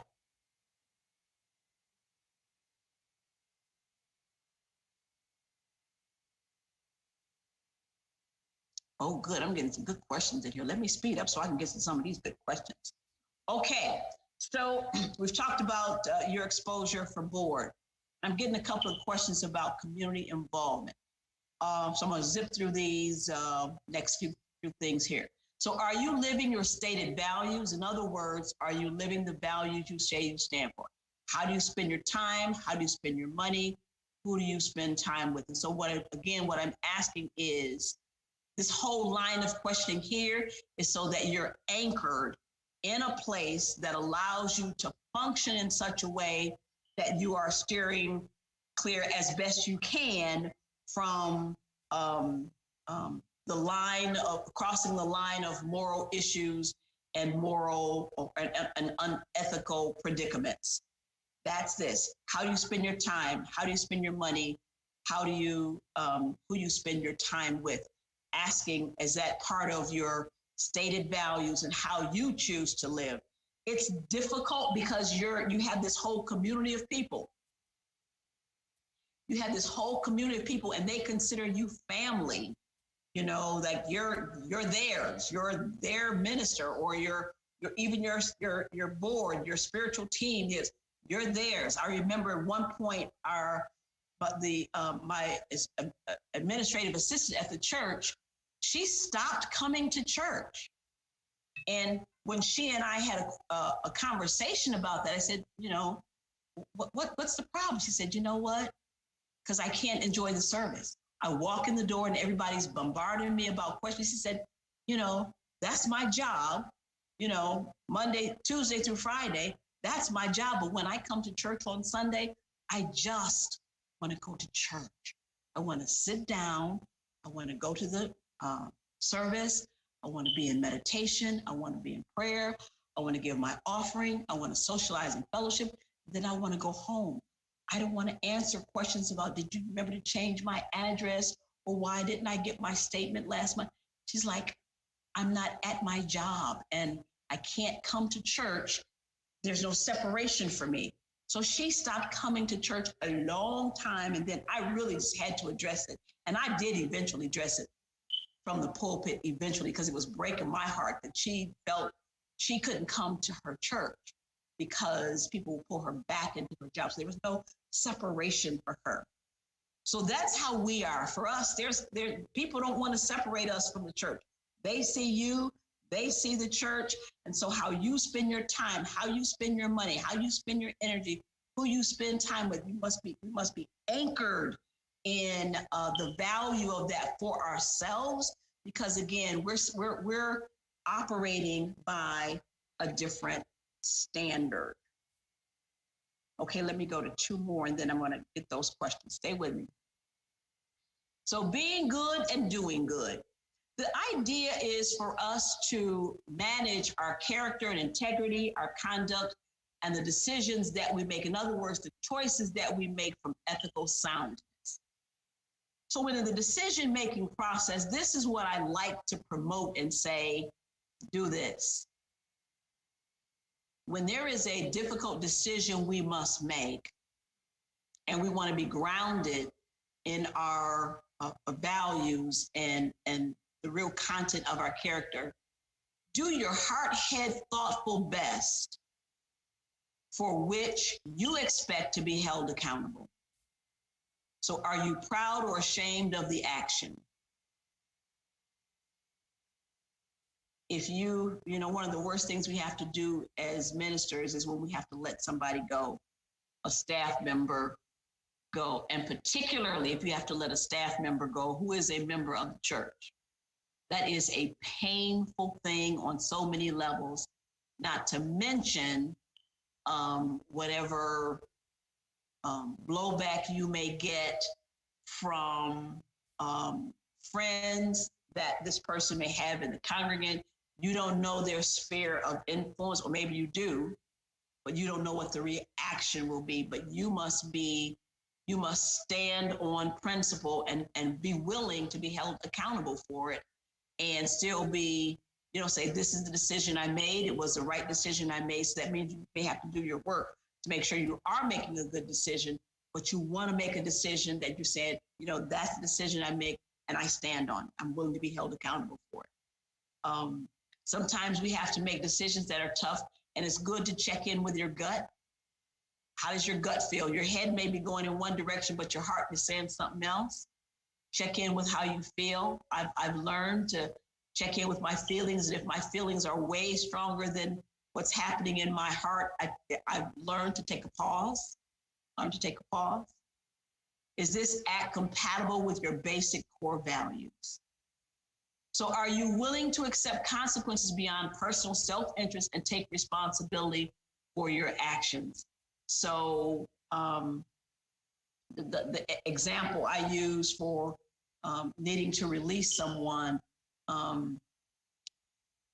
it was tough. We actually had to release someone, and just because they couldn't do the job, but they were also ill. And we kept them on the payroll as long as we could, trying to do the right thing, but they couldn't do the job. So eventually we had to, say, gosh, there's just so much we can do in this regard. And I got to tell you, my board president was like, I don't want to do it. I don't want to do it. Like, I know I don't want to do it either, but at some point we've got to make a decision here, and we made the decision, and it was a tough decision. And I even, it wasn't one that we made lightly, but I will say that I did have people come to me afterwards and say, I know that had to be a tough decision for you, but we support you. We know it was probably the right decision that you had to do.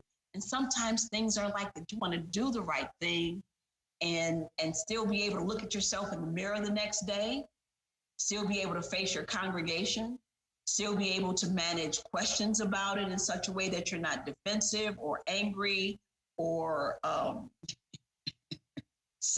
using words that are unbecoming of a child of God. So the idea is to take that moment to not just trying to do good, but to have it come from a place within where you're being your very level best to do what is yours to do. And sometimes it's difficult. It's difficult. I say this as to say, none of this is easy. All right. This may answer some of the question here that I have too, is your needs met. Strengthen your personal moral immune system. The question about, those of us as spiritual leaders who are absolutely exhausted.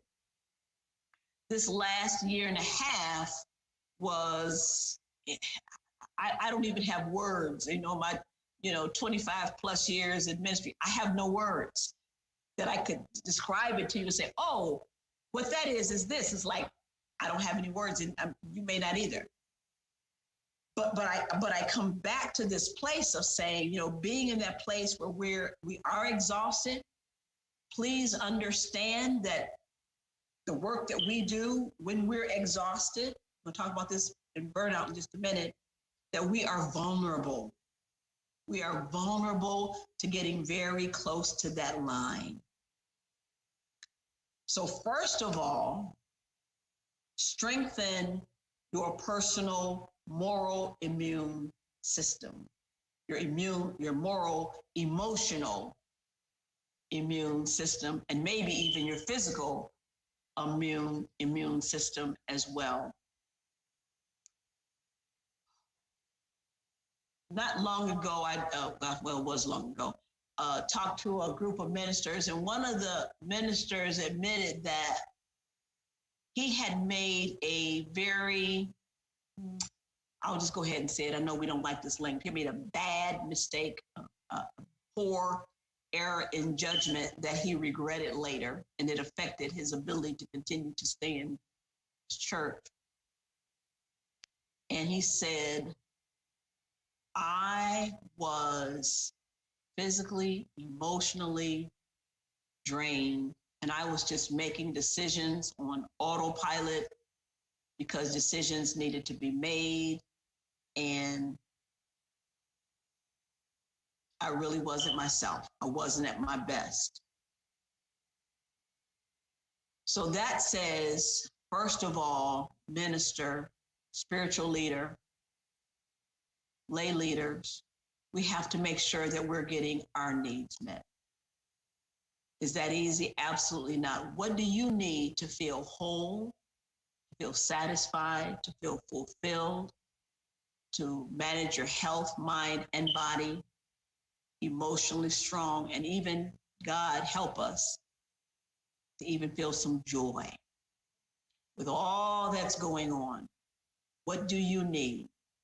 So first of all, having a support system, accountability partner, someone who can help you find the nourishment and the strength that you need to your system. Because if you're riding on exhaustion, you're vulnerable. You're vulnerable to make decisions that you would not otherwise make when you're in your best mind, when you're in your best emotional and moral character and responsibility. So you can't give your best when you are not at your best. And when you know that, then our work then is, and as tough as it is, even in these times, to make sure that you just take that time to put stuff away and say, you know what, I'm taking half a day off, and the board can complain, or hopefully you have a relationship with your board where your board understands that you are in this place of being exhausted. And here's what I say about being exhausted. I know even board members are exhausted too, because they've had to lean on and do a lot of things. But to remember, you remember in the Matthew, the book of Matthew, and the story is told how Jesus actually took the disciples on a retreat. And it was this very story. They had been traveling and teaching, and the story goes that then Jesus grabbed up his disciples and says, come ye apart a while and let us rest. And he grabbed up the whole lot of them and said, we're going off. We're going to just take some time to be still. And I know that that's easy to do when there is much work to be done. But I promise you, if there's really a lot of work to be done, if you take a day, 2 days, whatever it is you need to do to just kind of chill out for a minute, when you come back, if it's really important, it'll still be there. You know, if the building's not burning down, it'll be there when you get back. And if the building did, well, I don't want to go down that path of thinking, but you follow what I'm saying. And I know that's difficult to do because you have so much responsibility on your shoulder. You have congregants who have needs. They have challenges that they're going through. But what if you weren't there? What if you weren't there? And I'm talking about if God forbid something happens and you're physically not able to function, they'd have to find the time to just get away, take a breath, a day, a two, a weekend, until you can get to a time period where you can go ahead and take your full vacation. But step away. Train your board. Your board should be working with you lockstep in that. One of the board's responsibility is to make sure that the minister does get the time away that he or she needs. And the board may have to say, you know, minister, we know you're exhausted. Go ahead, take a couple days, do what you need to do. But exhausted is not the place where you want to be for very long, because you're very vulnerable in the decision-making process and making choices that, gosh, I've just seen people when their needs are not met one way or the other, they're just vulnerable for what comes from being in that state. So that is burnout. And I know some of you feel that exhaustion right there. This lady here, God bless her. Burnout is, it's a real thing, and it's rising. And for ministers, it is even higher than what these national statistics are across the board. 48% of Americans experience increased stress over the last 5 years, and over the last year and a half, that has increased probably by 20%. A lot of stress. 31% of employed adults have difficulty managing their work and family responsibilities. That has been almost doubled during COVID, because we're home and we're trying to manage both. 53% say work leaves them overtired and overwhelmed. And here is the last part of that, a poll that said burnout from your current job was one of the top reasons that people quit their jobs. So in ministry, and y'all know this, in ministry, two of the top reasons people leave, and there's a lot of leaving going on. Number one, pure burnout. So I like boards to know that, you know, you don't want to burn your minister out, because that has its own set of consequences. And one certainly could be that the minister may just be too exhausted to continue and decide, can't do this anymore. It's not good for health. And then number two, unresolved issues between the minister, board, or somewhere in the leadership, but usually board. Unresolved.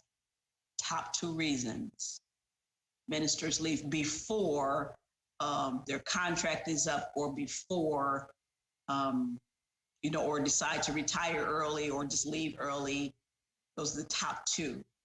Seldom do we get to a place where we can just say we depart in love and it's that time. But those when people are in a forced situation, burnout, and just minister and board not getting along, or minister and someone in a high position in the church just can't find a place to settle on awareness. Okay, so let me stop here and address some of these questions that we had. All right, let's go here. Let's go back to exhausted. So if you're already overwhelmed, and how do you get a chance to engage with the local community? So here's number one. First of all, as a minister, you absolutely never want to be the lone ranger in anything.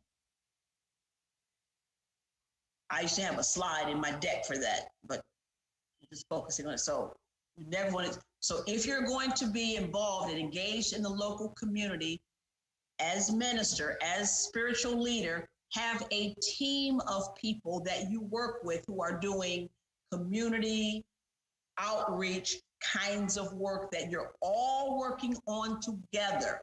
So you, minister, you do not have to carry the community on your shoulder. That's number one.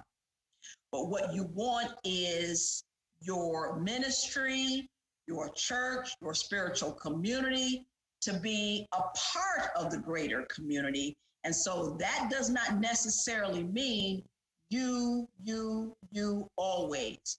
So have a team of people who may work on community involvement and community engagement together. That's number one. Number two, in the place of overwhelm, and it's difficult depending on the size of your church. One of the things I see that we miss as ministers, we're so exhausted because we're trying to do everything. We want it done right. And sometimes in order to maybe save ourselves from having to do everything, we may have to take a deep breath, be patient. Actually, the daily word for today was patience. Here it is. I'm gonna read the affirmation of the daily word. It just hit me that I had read this, what I was about to say. I am patient with others as they grow. So what I'm saying is we may have to be patient with others as we are training them up to do the things that need to be done in the church so that we can delegate more. Usually we don't delegate more because it takes so much time for us to train somebody to do little pieces of what could be done that could take something off of our plate and be willing to allow that. But this is where we take a deep breath and we say, I want, in order for us to grow, I need to train others to take pieces of this role, this job, this responsibility, so I don't have to do everything. That's the next thing. And then the third thing I would say, exhausted, be honest, be open with your board, with your leadership team. Let them know where you are. Let them support you. And I'm not saying, feel bad for you. Oh, we feel so sorry that you're exhausted. But being honest and being open will go a lot longer, a lot further with them understanding that you need to take time off. You need to learn to you need to delegate, and that you need help. You need help. You know, you need help. That's it. You just do. Period. And then make sure you do take some time to as we talked about, build up your immune system, emotional immune system, your mental health, and make sure that you continue to do that. For your board and committees to be reflective of the greater community. Yeah, in terms of diversity, gender, age, race, if so, how do we accomplish this? Okay. That really is true. And here's the thing.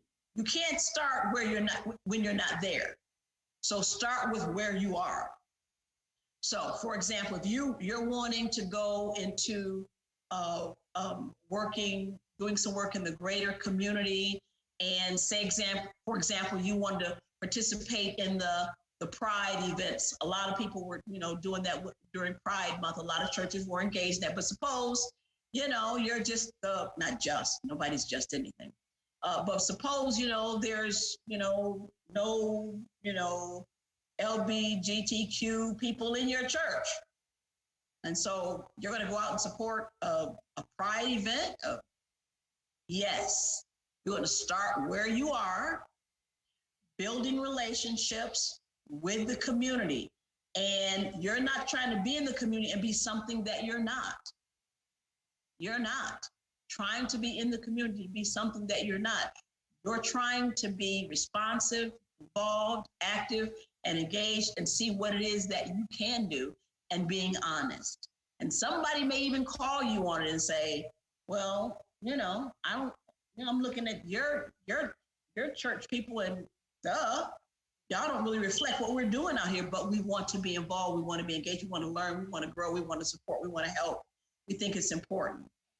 And you will be not only accepted, but what you will find is that in and of itself, if you can demonstrate your sincerity from heart, that is going to begin to shift that diversity, that gender, that age, that race. If you're willing to be involved and engaged and be honest and open and willing to learn and to grow, not to prove to anybody that, we're unity and we have all the right answers. And so here it is.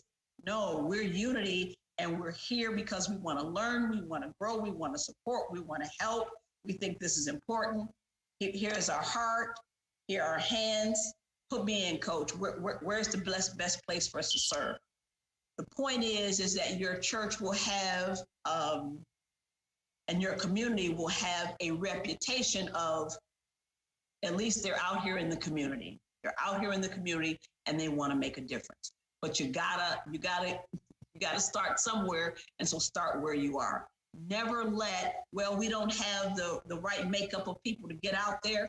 Get out there, and you'll attract you'll attract a different composition of people once you put yourself out there. All right, I hope that was helpful. I see another question here. No.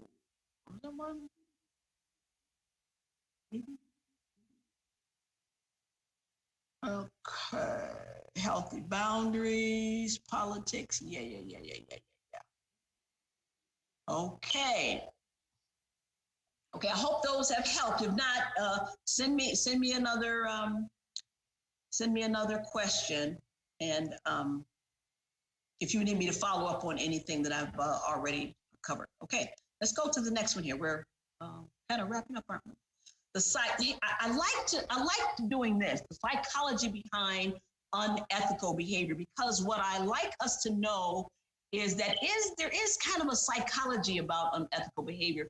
And first of all, we want to recognize it if we have any of that within ourselves, but then it also helps you as a leader to be mindful of where you see it in your ministry, and then address it, be mindful of it, watch it, pay attention to it.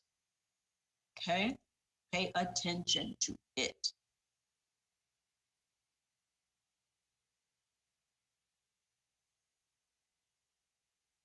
Okay. Great. And this is not my work. This is from Dr. Wettelsborg, and this is her 3 points of the psychology behind unethical behavior. So let me speed it up. I'm just going to run through these really fast. And that is when you notice a person who has a kind of a big ego, kind of this omnipotence about themselves, they feel invincible, untouchable. And so this is a leader or a person who says, you know, hey, there are rules, there are norms, but they're meant for other people, but they're not for me. And you may, when you notice that behavior, know that this is that kind of behavior that is ripe for getting into unethical predicaments. The second one is, and we see this, what I call culture, what she calls actually cultural numbness. And there's a lot of this. This is huge. That no matter how principled you are, over time, the bearings of your moral compass will shift toward the culture of your organization. So that is, if you have, for example, people who are acting out in such a way and everybody kind of just turns a blind eye and go, well, no, it's okay. It's just Joe making another racial joke or, you know, making, you know, comments, you know, like, you know, he doesn't really mean it. And before you know it, that becomes acceptable behavior because nobody called out the bad behaviors. Just kind of numb to those things. So generally, psychologically, you make trade-offs between fitting into the culture and staying true to what you value. So that is, you hear a racial joke or something, and you want to fit in with the other people, and nobody else is saying anything, so you don't say anything either. And then that becomes kind of the norm. People just kind of let that kind of thing be acceptable because nobody calls it out. And that's a cultural numbness. Again, something to watch because, again, you're in this place where you keep pushing that line. Eventually, something happens and you find ourselves in an unethical position. Justified neglect. The human mind is skilled at justifying minor impositions when there is tangible reward at stake and when the risk of getting caught is low. We rationalize this is an acceptable situation, or we have to bend the rules just a little to get things done here. So bending the rules just a little bit. We'll just fudge these numbers just a little bit this time. We'll fudge them just a little bit the next time. Just a little bit the next time. And the next thing you know, we're in a situation where here we are. We find ourselves crossing that line where we're doing something that is unethical. And I like to go over those two just because it allows us to kind of put our antennas up so where we notice it within ourselves, but where we also notice it in others that we are working with as well, and we can be mindful of it and watch the behavior.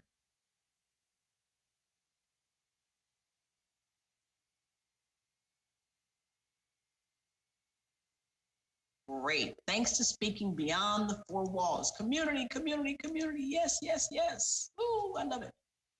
Our fifth principle says, get out there and be active. Let's make things happen. And as a matter of fact, there's a lot of studies going on that say one of the reasons that particularly our younger folks don't, you know, really favor churches who aren't active on social issues. They want to see things happening. They want to see us take our principles and put them into action. Else they're really just not interested in just hearing about it while somebody talks from a platform or from their desk in their online. So lastly, I'm closing up here. The time will come. There will come a time for all of us when you say goodbye to the community that you serve. One way or the other, there will come a time. So you want to ask some questions for yourself in preparation for that, if it is a situation where you can prepare versus being let go on the spot. But what will allow me to feel complete when I walk out of the door for the last time? And I wrestled with this for about 18 months before I actually left. I knew when I had scheduled myself to leave, but I scheduled that time to leave by when I would feel complete. I wanted to feel complete. So when it was time to go, there would be no regrets. You do not want to leave and you have regrets. You know this, even in a relationship, no regrets. You want to be able to say, you know what? I feel complete. I gave what I had to give. I gave my best. I'm done. And you take the step forward. So that's an advanced conversation. What will it take for you to feel complete when you walk out of the door at the last time? What things do you want to make sure that you've covered? What is the legacy you want for your time in ministry? What do you want to feel is the legacy that you leave? And whatever that is, start with that and then work your way back, making that happen. Again, this is about when you leave, no regrets. You're certainly not going to have a chance to do everything you wanted to do, but you will have a chance to say you did something. And what would that be? Are there any projects, initiatives, goals that I can advance before I leave? I had one big project that I was working and it was a major project. And I thought, man, I want to get it done. Matter of fact, it was the paying off. One of them was the paying off of our building. And I took that church into that building. I got them into that not only the property, but I did not want to leave them with the mortgage. So I thought, you know what, Charlene, you can't leave until this mortgage is done. That was just me, not saying this is you, but that's where I was. And I said, I got to get this done. And I set my date. And the weekend before I left, the party for me leaving was also the mortgage burning party. And then I could leave and say, wow, I did something. I didn't do everything that I wanted to do. That was accomplished at least under my watch. I should say that because I didn't do it all. What are the ethical procedures for leaving a ministry? And let me just say this to you. I'm going to say it in one word. What are the ethical procedures for leaving a ministry? Leave. It sounds funny, but I'm saying leave. And when I say leave, that means, I was under the awareness, particularly because I had been in my church a long time, that I needed to leave. And then that would give the congregation an opportunity to heal, to grieve, to whatever it is they needed to do, to prepare, and so that the next minister could come in and give his or her best, starting fresh. And they didn't need me hovering around.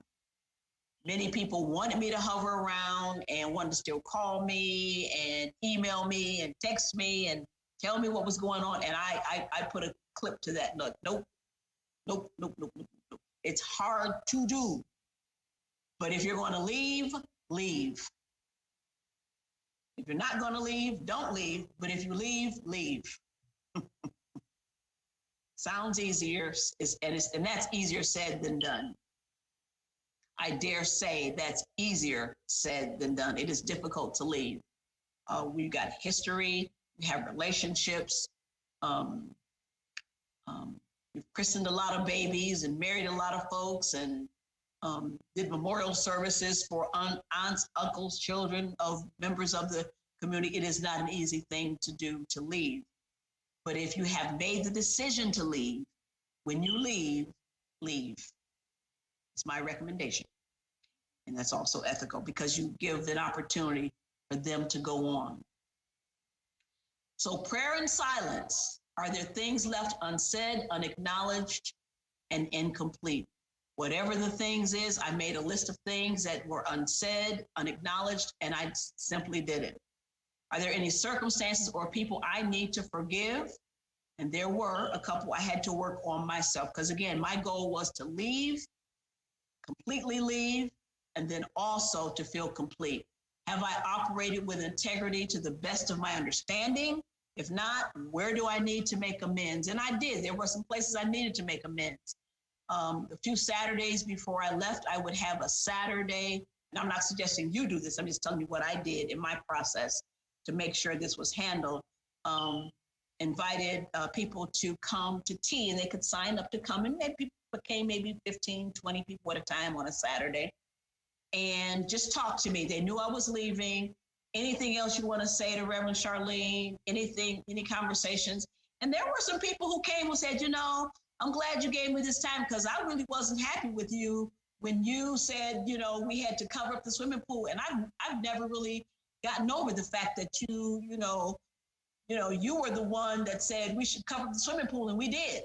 And I didn't think that was a good decision. I was upset with you, Reverend Charlene, for a long time. And I'm like, I'm glad I gave you the opportunity to say that. You got it off your chest, and I needed to hear it. So there we are. Say what you need to say. If there's anything left unsaid, say it. Or something that I did in the past that you didn't understand, maybe you want an explanation from it. I want clarity. I want cleanness. I want to leave clean, and I want to leave them as clean as possible. Giving them an opportunity to say anything Reverend Charlene did that you feel like you want to say to her before she goes, now is the time, because when she's leaving, when she's gone, she's gone. So I say this to say, finally, leave when you can say thank you for the opportunity to serve. You're not there yet. You've got work to do, and you need to be about doing that work so you can leave a clean place for the next minister and for the ministry. If you really do love that ministry, and I know that you do, you want them to go on, to continue, to prosper, and to grow without you. And so your ego can't be attached. And when you're finally in that place where you can say, thank you for the opportunity to serve, then you can leave. A minister told me long ago, the late Reverend David Williamson, he's been gone, he's made his transition a long time ago. He was minister at Detroit Unity Temple back in the 70s. And then later down in Hollywood, Florida, just was very near me.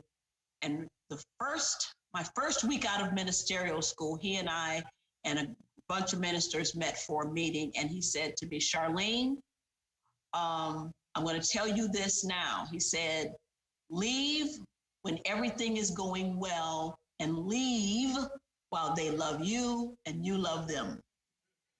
And I said, why are you telling me that? This is like my first week in ministry. This is what you got to tell me about leaving. He said, I'm telling you, leave when things are good. Leave when things are good, when you're in a good relationship with your congregation and the affairs are good. So there were times when I really thought about it, and that's those 22 years when I thought, I'm out of here, people. And I'm like, I remember his words. I'm like, I can't leave now because things aren't good. I got to get it on the right side of right before I leave, because when I leave, I'm leaving. And I want to feel good about the work that I've done here. So I stayed through many a conflict. I stayed through many a challenge. I stayed through many of a financial disaster. I stayed, I hung in there, worked through it, so that when I really did leave and could say, wow, thank you for the opportunity to serve, I really meant it. And I was complete. And that's a really good feeling, because it's a hard thing to do. Wows from audience on mortgage party. Yeah, that's a fun thing to do. If you've never had a mortgage burning party, pray to have one. It's a beautiful thing. You can't hear us in the room, so when you close, you can just close and we'll take you off screen. Okay, great. Wonderful. Let's see. Wonderful. Mars. Mortgage burning party. Yep. So what I say to you, dear friends, is there is an open door that awaits you.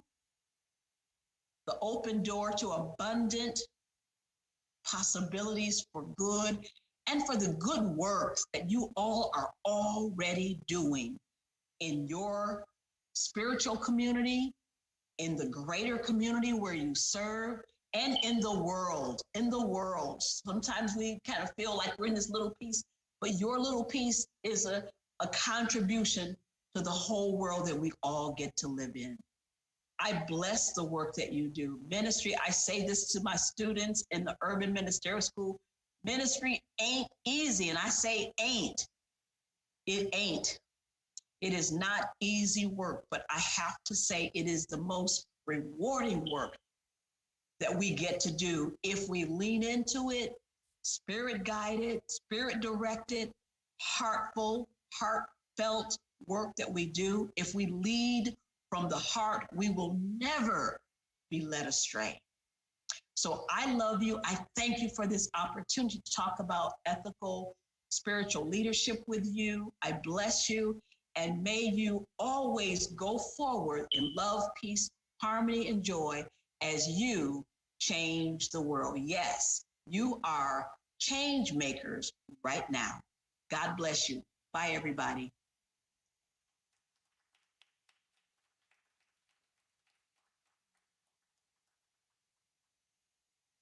So grateful to Reverend Charlene for her board ethics training. And I took a lot of notes. I saw a lot of people taking notes. And I hope for those who were online that you were able to drink in some of those things. Reverend Charlene gave us a lot of food for thought.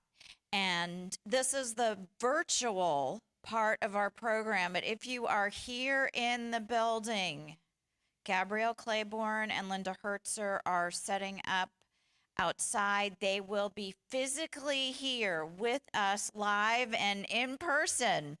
So we want to send you off to refresh, renew, take a rest, take a walk, get some lunch. There's handouts right outside of some places we like in the area. And then please be back and ready to go by 1 p.m. so that we can have a couple of minutes again for prayer and be settled. And our training will start with Linda and Gabrielle at 1:15. Bless you. See you soon.